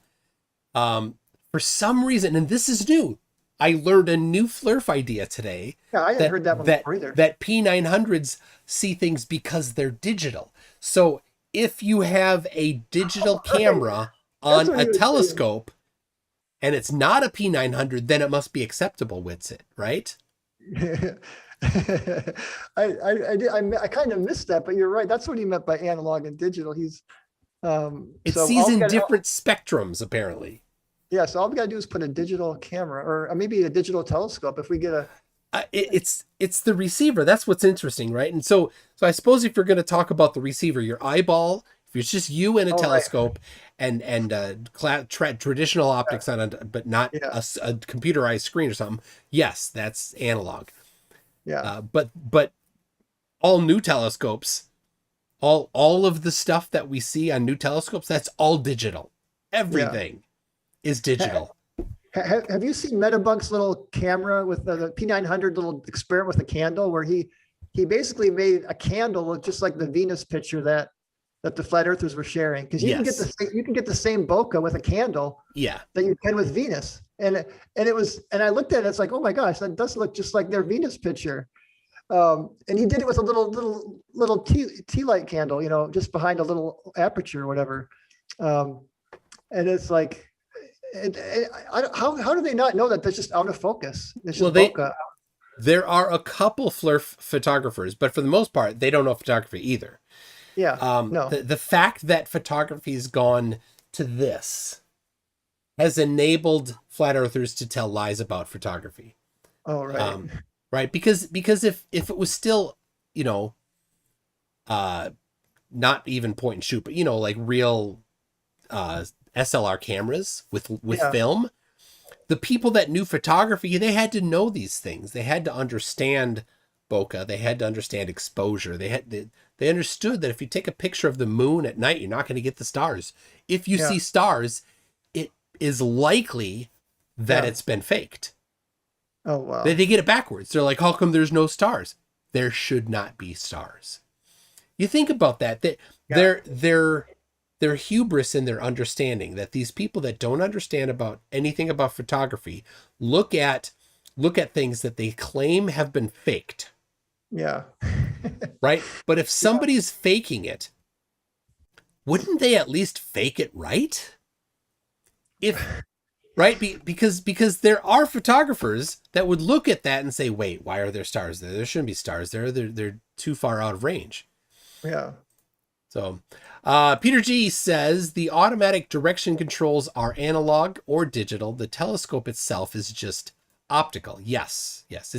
But I think I'm pretty sure Whitsett was talking about the actual like receiver plate, right? Where the image is read, where it's your eyeball or some film, some actual, you know, photographic film, or a digital CCD. But wouldn't you want, I mean, wouldn't you want to be like more analog, get like the truest, most it's just, Ipsy Dixit. It is, it's an appeal to authority with yourself as the authority. He just said digital sees things in a different spectrum. Yeah. Where was the evidence for that? Where is nowhere? At least I didn't take your cue from that. I asked him probably at least 30, 40 times, where is the evidence for that? I mean, just every time I tried to just stay on him with that. It's never. Yeah. At least you're like pushing him to give evidence, makes him uncomfortable. And just, so he just stops his word salad sort of run on sentences. Yep. All right. Matt Charles has accused you or me or both of us of being shills. Am I? Oh, great. So there you go. Well, welcome. Thank you, Matt. I wish I got paid better from NASA. Have you gotten your paycheck from NASA? Oh yeah. I mean, it's $0. Yeah. It's okay. I'm trying to get some interest on that. So flat Earth interest, maybe the flat Earth interest will add money to that. All right, from Humphrey Pushcart for you, says Bryant, what's it like to peer upon the peak of Mount Dunning-Kruger? Looking forward to viewing your channel. What's it like to peer upon the peak of Mount Dunning-Kruger? Oh, I mean, the flat earthers, the Dunning-Kruger. I'm seeing them all the time. That's the peak. That's the peak. I get. Okay, yeah. So yes, there's the mountain of Dunning-Kruger, and they sit atop it. Yeah, it's and again, how is he somehow being like these top flat earthers like Ace in the Hole? I mean, that's like that just. There's a couple things. He practices his scripts. He has those scripts, and how many times did he say 10 to the 39th power? I was expecting that. Yeah, I was expecting that one. He practiced that, and he pressed the play button on that over and over again. Right. And so the people that don't understand these things don't understand that there are ways to calculate electrostatics and the forces associated with them. Yeah. They don't understand that, right? These are the people that can't understand how to solve a triangle, right? They cannot do middle school geometry. Look, hey, I got to show you a little show and tell here. This is an electrostatic sensor. Oh. And I walked around the block today with this. I made sure I was grounded, because if you're not grounded, it'll pick up reading. Yeah. I got zeros everywhere.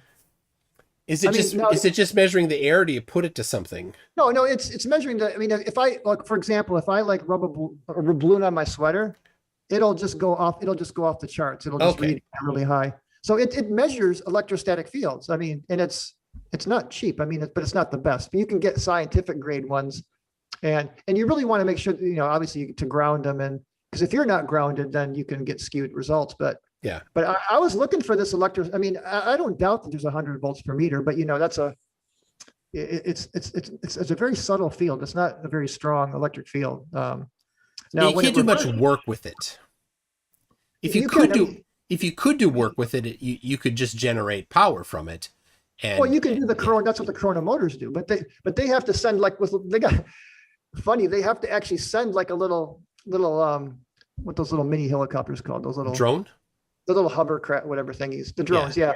So they got to use power to send it up. But once they get it up there and it's hovering, they got the little like the Corona discharge on really sharp points. They got the little sharp points. And it's grounded, and so you can create electricity, but I don't know how much of that was usable electricity. It was just sort of like all these sparks coming out of this thing.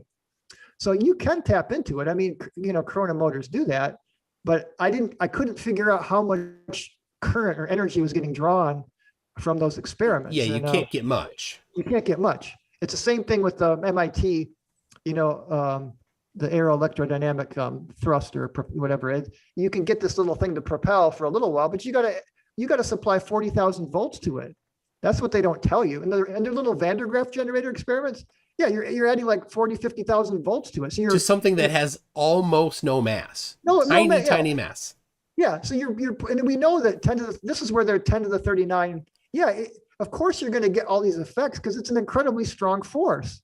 When you add a surplus of charge, you'll get a lot of dispersion van der Waals. That's why you get your balloon to stick. And I tried that with the last debate. I'm like, okay, if this field, why is this balloon does it go sideways now too? I mean, is this field, it can work in all directions here. Because what Dave was doing with his little balloon experiment, right, is he's just putting it close to the ground. So you get the van der Waals, the dispersion forces on the ground there. But if you do the same thing, I told Dave, if you do the same thing on the wall, that's going to stick to the wall too, Dave.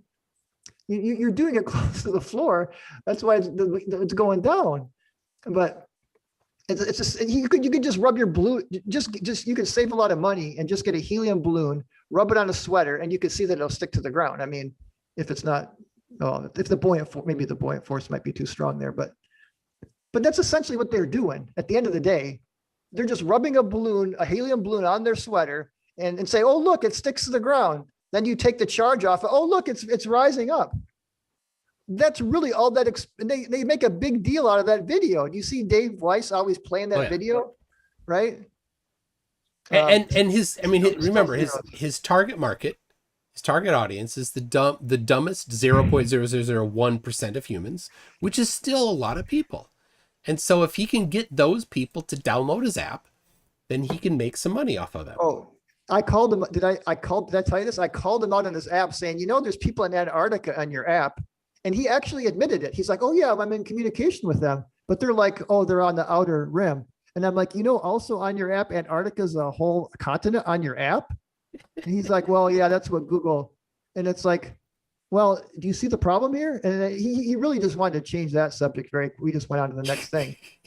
But they had people in Antarctica on their app. I know. So funny. I mean, and it's the whole continent of Antarctica on his app. It's like, if you're going to sell this app, I mean, at least try to make it look like a flat Earth when you're trying to find friends. Use the flat Earth map. Right. Use the flat Earth map. Crap. Every time you try to use the flat Earth map, it fails. Oh man, that's just, oh gosh. You could do a whole, they just come up with an answer. You think that you got them pinned down to the ground, and then they got it's never a correct answer, but it's always an answer. Yeah. And they get it to sound, they must just rehearse this stuff and get together and just say, we got to figure this thing out. Well, there's a couple that rehearse. Probably the top ones. Witsit, well, the ones that debate, Witsit and Nathan Oakley, they rehearse. They actually practice their shtick. Yeah. And then you can tell when they get cornered, they just press play as their escape. I tried to use again, the ether experiments is not one of my strong areas I haven't read all the experiments. Yeah. Did Whitsett have any, even one decent point within his whole, because I know no. I didn't think so either. I'm like, but it's, because a couple of his things I wasn't able to follow what he was saying. It might just be because he's just making stuff up, but I'm like, Well, yeah, with it's the fringe nonsense. with the fringe thing, he was like wanting the fringe, the error to be 0 in the experiment. I'm like, so if it's saying 0.0001%, that's still some bit of a trace of a fringe. I mean, did you hear him on that? He's like, yeah, it's like flat earthers don't understand margin of error. Yeah, it's a margin of error. You're not going to get up. I mean, I guess it's possible, but again, at some level, at 1,000 decimal places, it's not going to be zero. Nothing's going to be 0 completely. But yes, those, I didn't read all those, but they got progressively better, much better with their, basically not showing much fringe at all. It was at some levels, right? Where it's all right. So we have some derper in the chat here that says, show me evidence of mass attracting mass. Well, I'd be glad to. So here is the I'm not showing this to you, so you won't see this, but it'll be familiar to you. The BIPM measurements of the Newtonian constant of gravitation, G.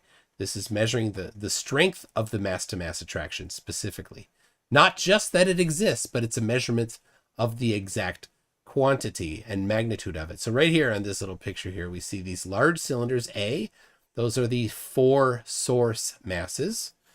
And then B, they're smaller. They're a little harder to see there. I'll zoom in a little bit so you can see it.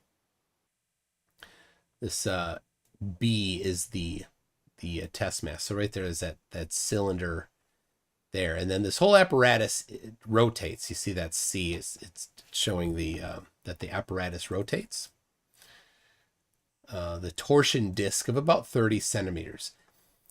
So this whole apparatus is put into a vacuum chamber to isolate from air currents, and it is all electrically at the same electrical potential, so the electrostatic forces are negated, and it is horizontal, not vertical, so that the Witsit's proclaimed vertical voltage gradient of 1 volt or 100 volts per meter is negated because these are horizontal, so they're all at the same potential, if that is a thing, which it's not.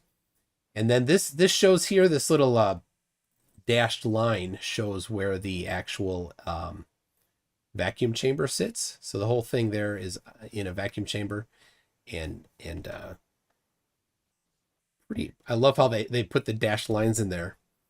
So there you go. This paper is on my website, mctoon.net/G. This is an actual real empirical measurement of it. If you just say nuh-uh, you instantly lose. This is how science is done. It's done like this, and then they write down in detail how they did it. This is one of hundreds of different ones that they've done. This particular one, they go over the details of it, and I think this was one that you referenced, I think.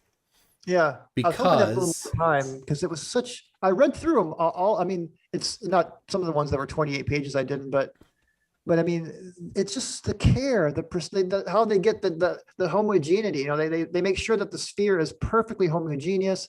You know, with the coating to eliminate electrostatics and the gold. I mean, they do all these things with the mu steel. I mean, I appreciate that, because I know a lot about mu steel and using squid magnetometers, and it's just shielding magnetism. Just such care, and then you see that chart I put. It was from one of the studies. They literally know all of the things that can cause an error, right? And they actually know how much of an error it can cause. I mean, yeah, they have such. I mean, this chart. I mean, it's like 30 different things, and they have through all the different studies about how much error it causes. So each study they try to do a little bit better on those errors, right? So here it is. This is the values of uncertainty of the parameters required. So this is the parts per million of uncertainty because of the specific masses of the test masses, the source masses, the test mass servo, how much the servo mass is. The capacitance calibration is 6 parts per million. All of these things they took into account. Yes, it's just and what do flat earthers have? They say, it's 100 volts per meter. That's all they have. So there you go. 77 conspiracies Well, what Witsit said was it's electrostatics. That was basically his answer to it. That is his only answer. It is electrostatics. At least I got to put in the little strong nuclear force. I just wanted to. I'm glad that at least came up because he I don't know. I guess he did understand that like charges repel, but I don't think he understands that the nuclear force is like a rubber band, right? It has a short distance. It's not electrical in nature. The proton has a net charge of 1. It made out of 3 separate quarks, and somehow it still holds together. It's clearly the force holding it together is not electrical in nature. It can't be. Well, and that's, again, atomic bombs. I mean, it's like you can see how much energy is. I mean, well, that's actually not the quarks. They can't separate the quarks, but what the strong nuclear force is within the nucleus too. It's not just the quarks. It actually does hold the nucleus together as well. Yeah. Because the protons are positively charged, and something has to hold all of those positive charges together because they repel. Yeah, exactly. But again, you can't. That's not electrostatics at all. And I'm glad you shared that video with me because I'm like it's something I know, but it's like, well, of course. Why didn't I think of that? So for people wondering, I had found a video of Whitsett talking about electrostatics, and Leo Filius, this was on Modern Day Debate, saying, talking about the strong force, because the strong force is stronger than electromagnetic force. 100 times stronger, yeah. Yeah. So Whitsett's like, well, the electrostatic force is stronger than gravity, therefore it's electrostatic. Well, by that logic, then everything must be the strong force because it's stronger still than the electromagnetic. 100 times stronger. I mean, about roughly. I mean, it's incredible how. I mean, again, it doesn't even at all remotely look like the electromagnetic force because electromagnetic force goes out to infinity. The strong force is strongest. I mean, it's kind of the opposite. I mean, it gets stronger as you go further away from it because it's like snapping it back. Yeah, and then it goes away if you get past the threshold. Yeah. All right, King Ed V says, I read an article that the 3-body problem was technically solved using the drunkard's walk. Have you heard about that thing, Toon? I've got a good answer for their whole 3-body. I saw David brought that up in the last debate. There's no answer to the 3-body problem. So? Because we can't model it doesn't mean it doesn't exist. Well, you know about the Lyapunov exponent, right? Within chaos theory, it's basically tells you the horizon of predictability. So it turns out that for our solar system, it's about 5 million years. Now, when you apply that to eclipses, it's only about a 4,000 to 5,000 year window. Again, this is just according to chaos theory. Whether that's totally accurate or not, the point is even though we have this very complex solar system, the orbits of the planets are incredibly predictable. Where the weather, the horizon of predictability for the weather, you and I know, is hardly even 24 hours. Yeah. Because the strange attractor, right? The line, they just diverge so quickly. But the planets, the Lyapunov exponent actually makes them one of the most predictable things with the planets in our solar system. So even though it's a chaotic system, it's incredibly predictable in the chaos. So you can't just say 3-body problem. There's different levels of predictability within a chaotic system of nonlinear, where there's kind of this coupling happening between all the different bodies, right? They're not linear, independent motions. It's fast. It's chaos. I took a class in chaos theory, and Georgia Tech at the time was one of the top chaos schools in the country. The bulk of my understanding of chaos comes from watching Get Smart episodes. Yeah. If I could hear this to really demonstrate how stupid flat earthers are, 77 Conspiracies comes in with his rebuttal against the actual real science that real scientists did and the hard work that they did. Here's his rebuttal. Go outside, put a big rock next to a small rock. Let me know what happens. That's how stupid he is. How about you put a pendulum next to Mount Schehallien and try to take some care and see the angle deflection? Yeah. All right, let me see here. We've got Technix1 says, have a look at Mr. Supermodel's channel. He has a tutorial on how to properly zoom on planets using AP1000. Yes, it's doable without a telescope. And I've seen, I don't know if it's his or not, but there certainly are quite a number of videos showing how to focus a P900 or P1000. Yeah, I'm sure it's just like taking a picture of the sunset and doing it right, with solar filters and manual exposure and things like that. I mean, yeah, I mean an old manual lens like this one from my Pentax that I don't have anymore. I can focus it at by just doing that, right? I don't know if that's zoom or focus. That's it. I mean, you just it's set at infinity. There you go. It's ready to look at stars. Right. Yeah. Eric Erpelding says, did Witsit ever explain or define what incoherent means when applied to electrostatics? Did you get anything? I should have pressed him. He just says, what he says is incoherent. That's this whole thing is incoherent. It's perfect, actually. It's called incoherent because it doesn't make any sense.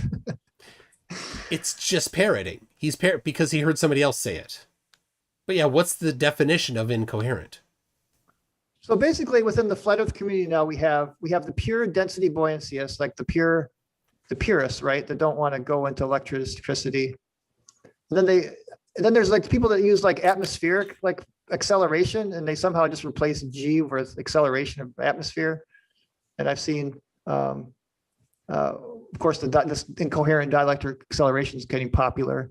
Have you seen any other? I mean, they just there are 5 general categories that they have proposed to explain gravity. Starting from the dumbest, incoherent electrostatic acceleration is the dumbest. It's just pure words, nothing to it. Nothing works. I didn't get to my balloon experiment with that. Right, I pick up filings. I got the paper filings in my balloon right here. I just didn't get to it. One critique is you can't get a lot of material into a debate. Yeah, that's what I realized. Then the buoyancy and density thing is a complete failure because density is not a force; it's a scalar. And we've got Rachie in chat here, who's a flat earther, that says it's relative density disequilibrium, which doesn't explain it. Yeah, RDD, which doesn't explain it either because you still didn't explain where the RDD came from. Why is there a differential? That's the question. Yeah. Don't know. Soon to be a scientific law, the law of RDD law. And Rachie tried. She actually had some equations that were basically modified kinematic equations, and in the end, you just plugged in 9.8 meters per second squared. I have someone that. Yeah, go ahead. The question is, where did that specific magnitude come from? Not just plug it into an equation. The gravity, the law of gravitational attraction predicts that number. Yes. You want to replace it. You need to replace it with that number somehow. I just love the logic of you start with Newton's universal law of gravity, and then you can group the MA. So you got force equals MA, M times the rest is acceleration. And then you know that you can do the Cavendish, and then you can determine the mass of the Earth and G from Cavendish. And then of course, then you can go back and then you can calculate G at any altitude above the surface of the Earth at any other planet or any other, and so their formula they don't have anything for the moon, right? Or some other planet or anything. They don't know how far away the moon is. Yeah, and they just have the surface acceleration. They can't, as Whitsett made it really clear, that he doesn't understand that at 30 kilometers where the magnitude kind of goes to 0 or it starts to go sideways, that it's I did the calculations, 9.71 meters per second squared. So because R is so huge, right? So getting to 1/4 drop off, you got to go way out into space. So the whole gradient of that potential, it just drops off so quickly. It stops and goes sideways and goes up and down. I mean, how can people just not get that? I mean, it's just so. I mean, they lack common sense. All right, so that's moving up from incoherent nonsense to RDD. Now you've got the one that is popularized by the Flat Earth Society. Is the upward. The constant upward acceleration, which does explain the magnitude. Yep. But it doesn't explain the variation of the magnitude. Yep. That's the error in it. They can't explain why is it higher in different places. Specifically, why is it higher at the poles and lower at the equator? Yeah. And why does it change with elevation? Because if we're all accelerating up, it should not change with elevation. It should stay consistent with elevation. But then you got the bigger problems that it starts to approach the speed of light very quickly.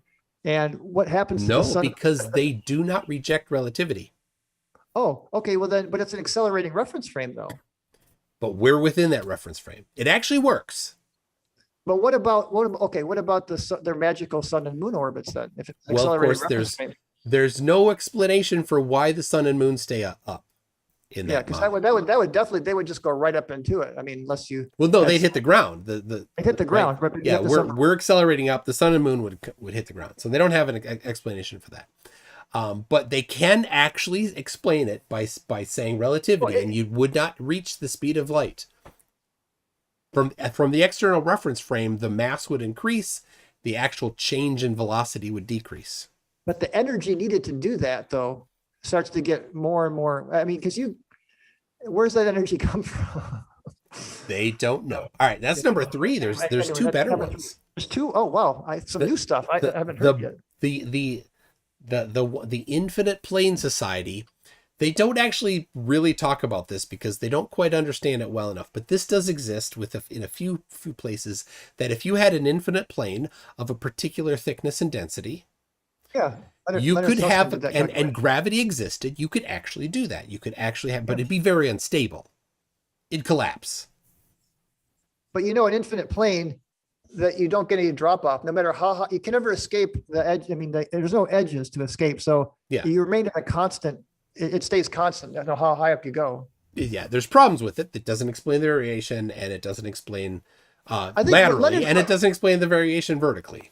Leonard Susskind did some calculation where, of course, he doesn't believe the Earth is flat, but he said, well, if you get like a 7-mile thick or whatever infinite plane, you can get some at least.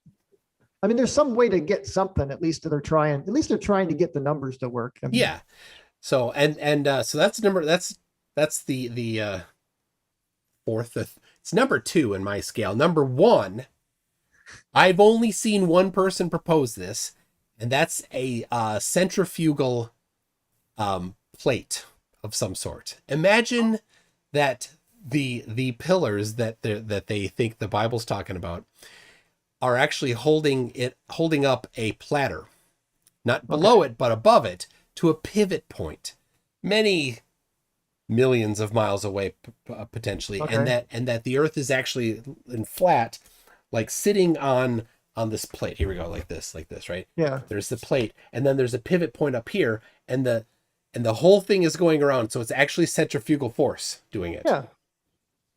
That's like those set when they try to colonize space, right? To get the whole rotating. Yes, it's like Discworld. Yeah. Not Discworld, Ringworld. It's like Larry Niven's Ringworld. That's what. Yeah, that's what. But on a potentially a plate with a pivot. But there's only one I've ever seen talk about that. I forgot the guy's name. He has like this bike tire, and he's like cranking the bike tire. He's like, there, I proved it. Like, all you did was show that centrifugal force exists. So. Wow. Yeah, that's that's a new one. I had never heard that one before. There's the 5 that I've heard of. So. I did see one where someone tried to use atmospheric acceleration, and I wrote him back and I said, that the atmosphere thins out at the Kármán line to about very, very small amount of atmosphere, and we know gravity keeps going, so you need to put a little more work into that. Yeah, they just so some say it's just pressure, so that doesn't really that kind of falls in. I don't really where that goes in. Pressure is force per unit area. It's not even. I know.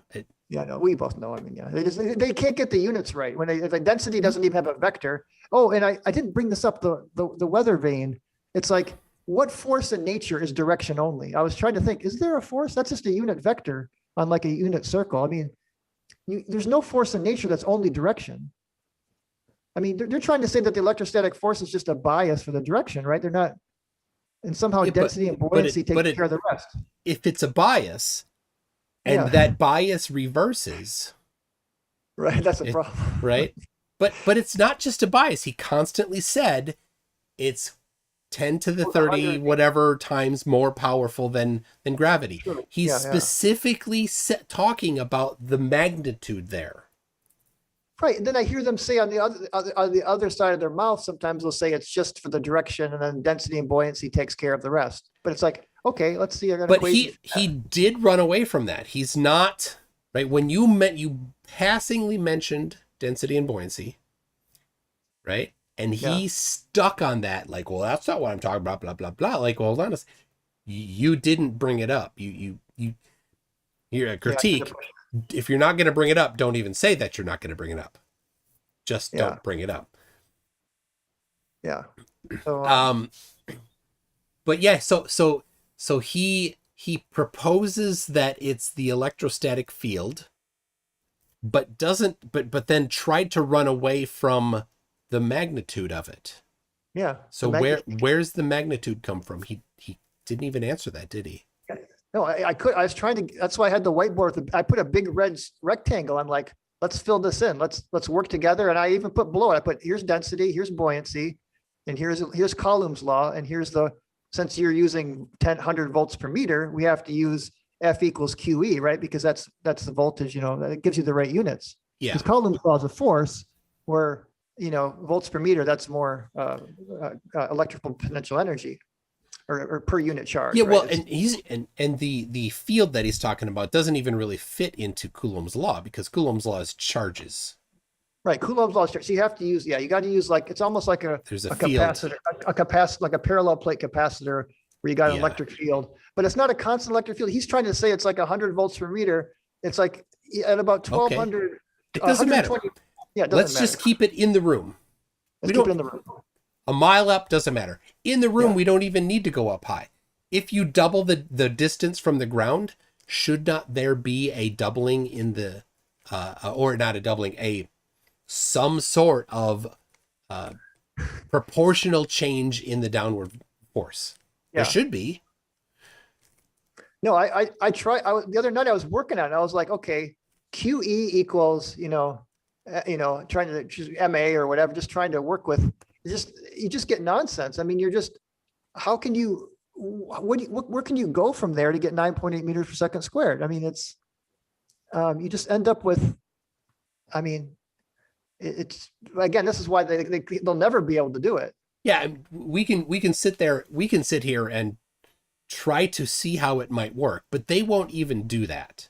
Yeah. They just say, it's this, that's all we need. That's not true. I mean, the big problem is it's a surface charge, and the Earth is the center of the Earth for the gravitational field. So, you're just not going to get that slow drop off to where even at the top of Mount Everest, it's still 9.7 something meters per second squared. I mean, so in order to get that, what we know measurably as a slow drop off, I mean, there's just no way. I mean, you can't do that with a surface ground charge. Or he was saying, what was he calling it too?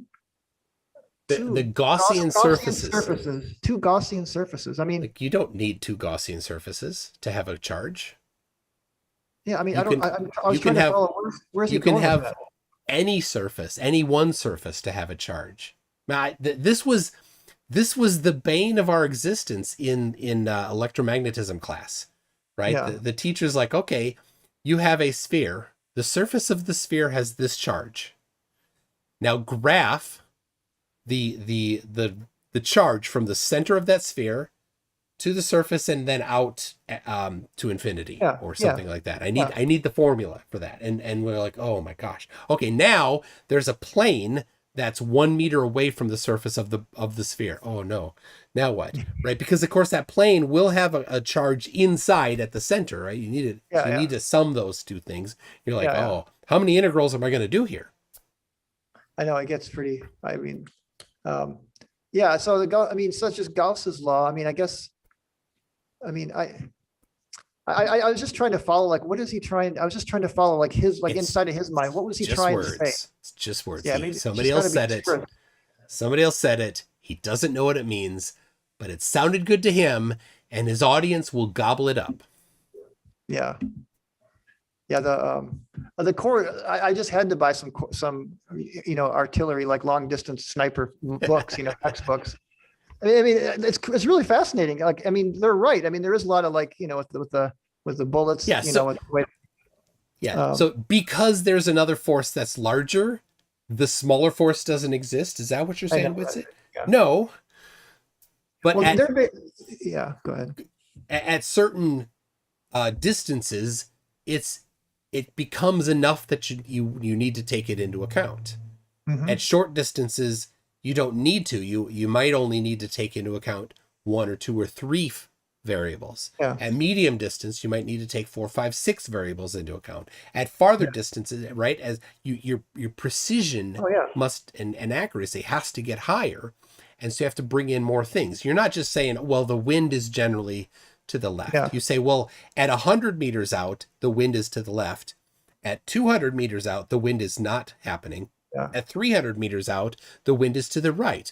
Oh, well, I need to compound all of those things together. It's amazing. It's just it's like, wow, these guys are really physicists that they can really accomplish these things. It's great. Is it Erdfast force? I'm not good with pronunciation on these. What's that? The Coriolis has 2 components. It's got the horizontal and then the vertical. The Utvush. Ertvush. Yeah. No, there's no R sound. Utvush is. Oh, Utvush. Thank you for that. So I only know because I looked up a pronunciation guide on it. So I could be wrong. But. I thought I did too. I must have. Some of them are not good. I mean, some of the pronunciation. You listen to 2, it's like, well, which one is it? They just pronounced it differently. Yeah. Say it again one more time. Utvush. Utvush. There you go. That's how I learned it. I could be wrong. It's so obvious. I mean, if you're going faster with the Earth, of course, there's going to be more of a centrifugal effect that's going to make you weigh less. If you're going against it. And so here's the critique. You put a bunch of things out there, right? He didn't address the Utvush effect. He went for the couple things that he had scripts for. Yes. So if instead of that, if you had said, well, here are 2 things, and go deep into it, say, well, the Utvush effect predicts this specific change in percentage or magnitude. Yeah. And oh, look, we found that. And this other thing, right? So you go very specific and you actually do the work and show that. Then they can't just fill his entire rebuttal time with talking about something else. That's a good point. Depends though, right? So sometimes you might want, depending on the audience or the environment or something, you might want to do a shotgun approach. That's typically what they do because their understanding of things is meme deep. Yeah. Right. That's all they understand. They none of them have ever tested any of these claims. And the whole Coriolis from David Weiss loves the little puzzle. Oh, if I take off from the North Pole, how can I land at the equator going 1,000 miles an hour? And I was Walter Bislin. I got his help to understand that. But why do they keep saying that planes don't adjust for Coriolis? I mean, the pilots must just be like staying on a certain course, right? So it's such a small amount. So they don't understand the magnitude of Coriolis. Number 1. Yes. Yeah. Number they 1. think, and Whitsett, I think Whitsett actually said it, like 3,000 that you could take off. Yeah, I don't know what that was about, but I don't know. Maybe Whitsett hasn't said that. But the extreme misunderstanding of it is that you could just get up in a helicopter or a balloon and wait for the Earth to turn underneath you, right? Yeah, completely pretending that conservation of momentum doesn't happen. Yeah, forget about that. But Coriolis is a small lateral force. Mm-hmm. And it's maximized at the poles, not at the equator. It is cut in half. It's a relation. It's relative to the sine of the latitude. So at 60 degrees north, it is at half of the magnitude as at the pole. Now,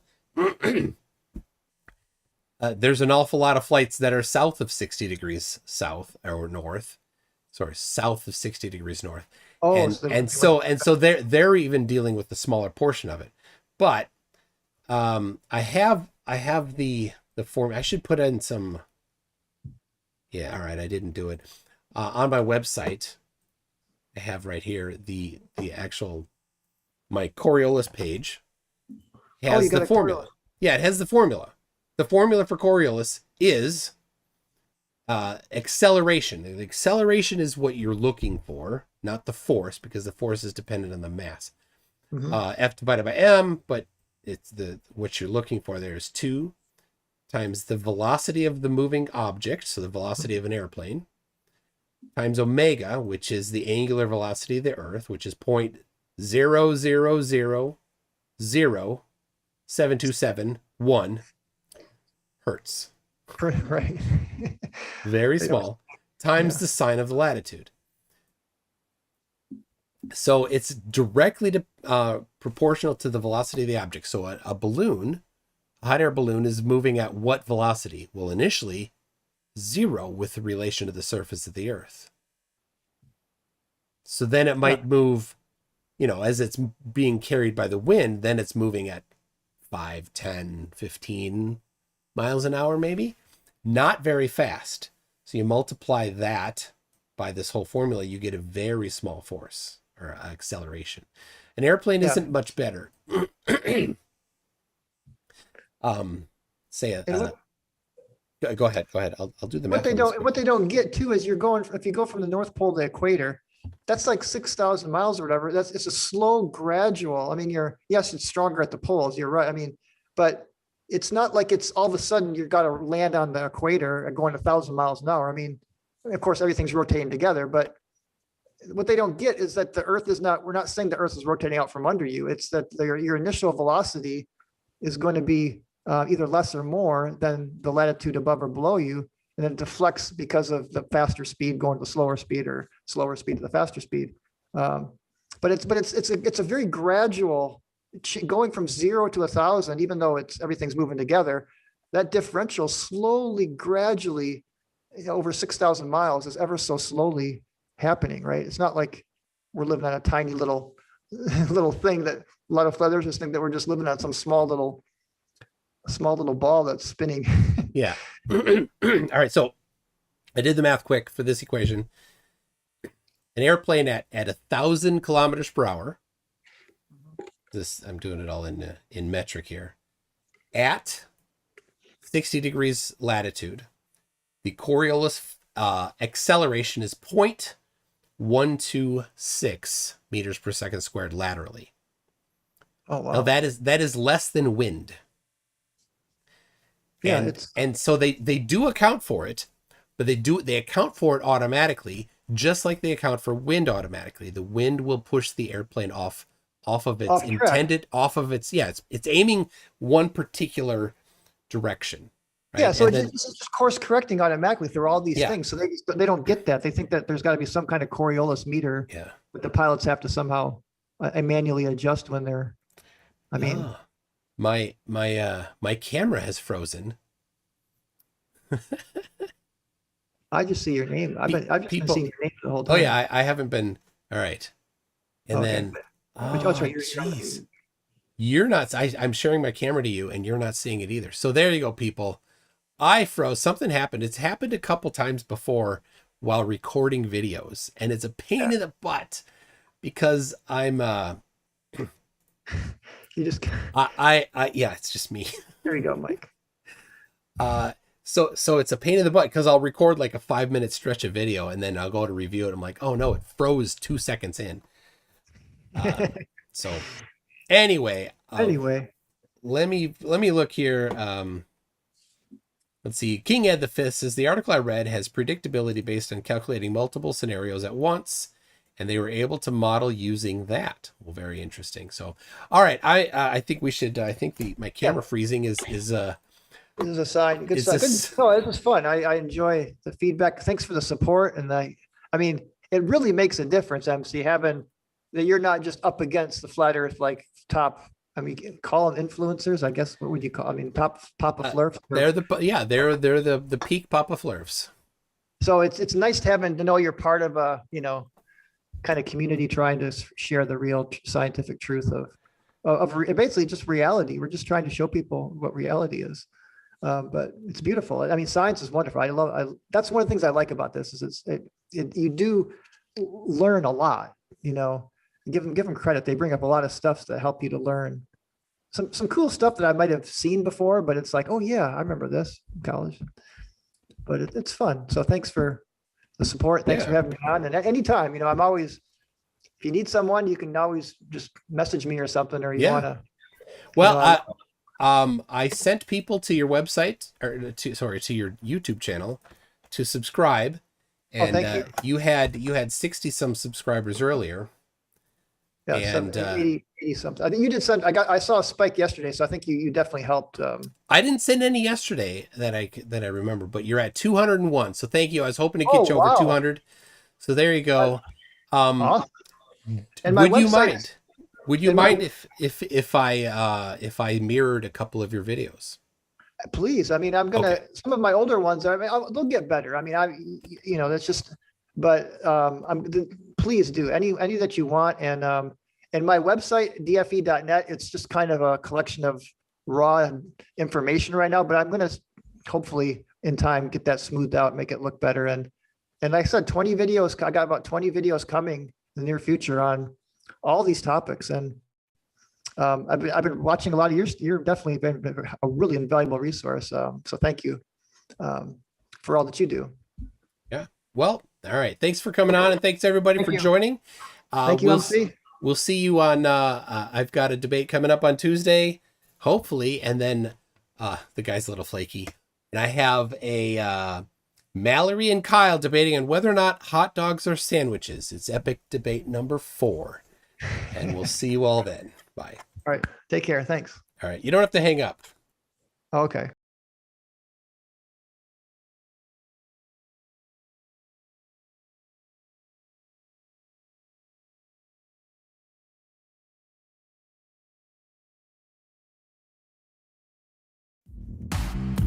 Yeah, his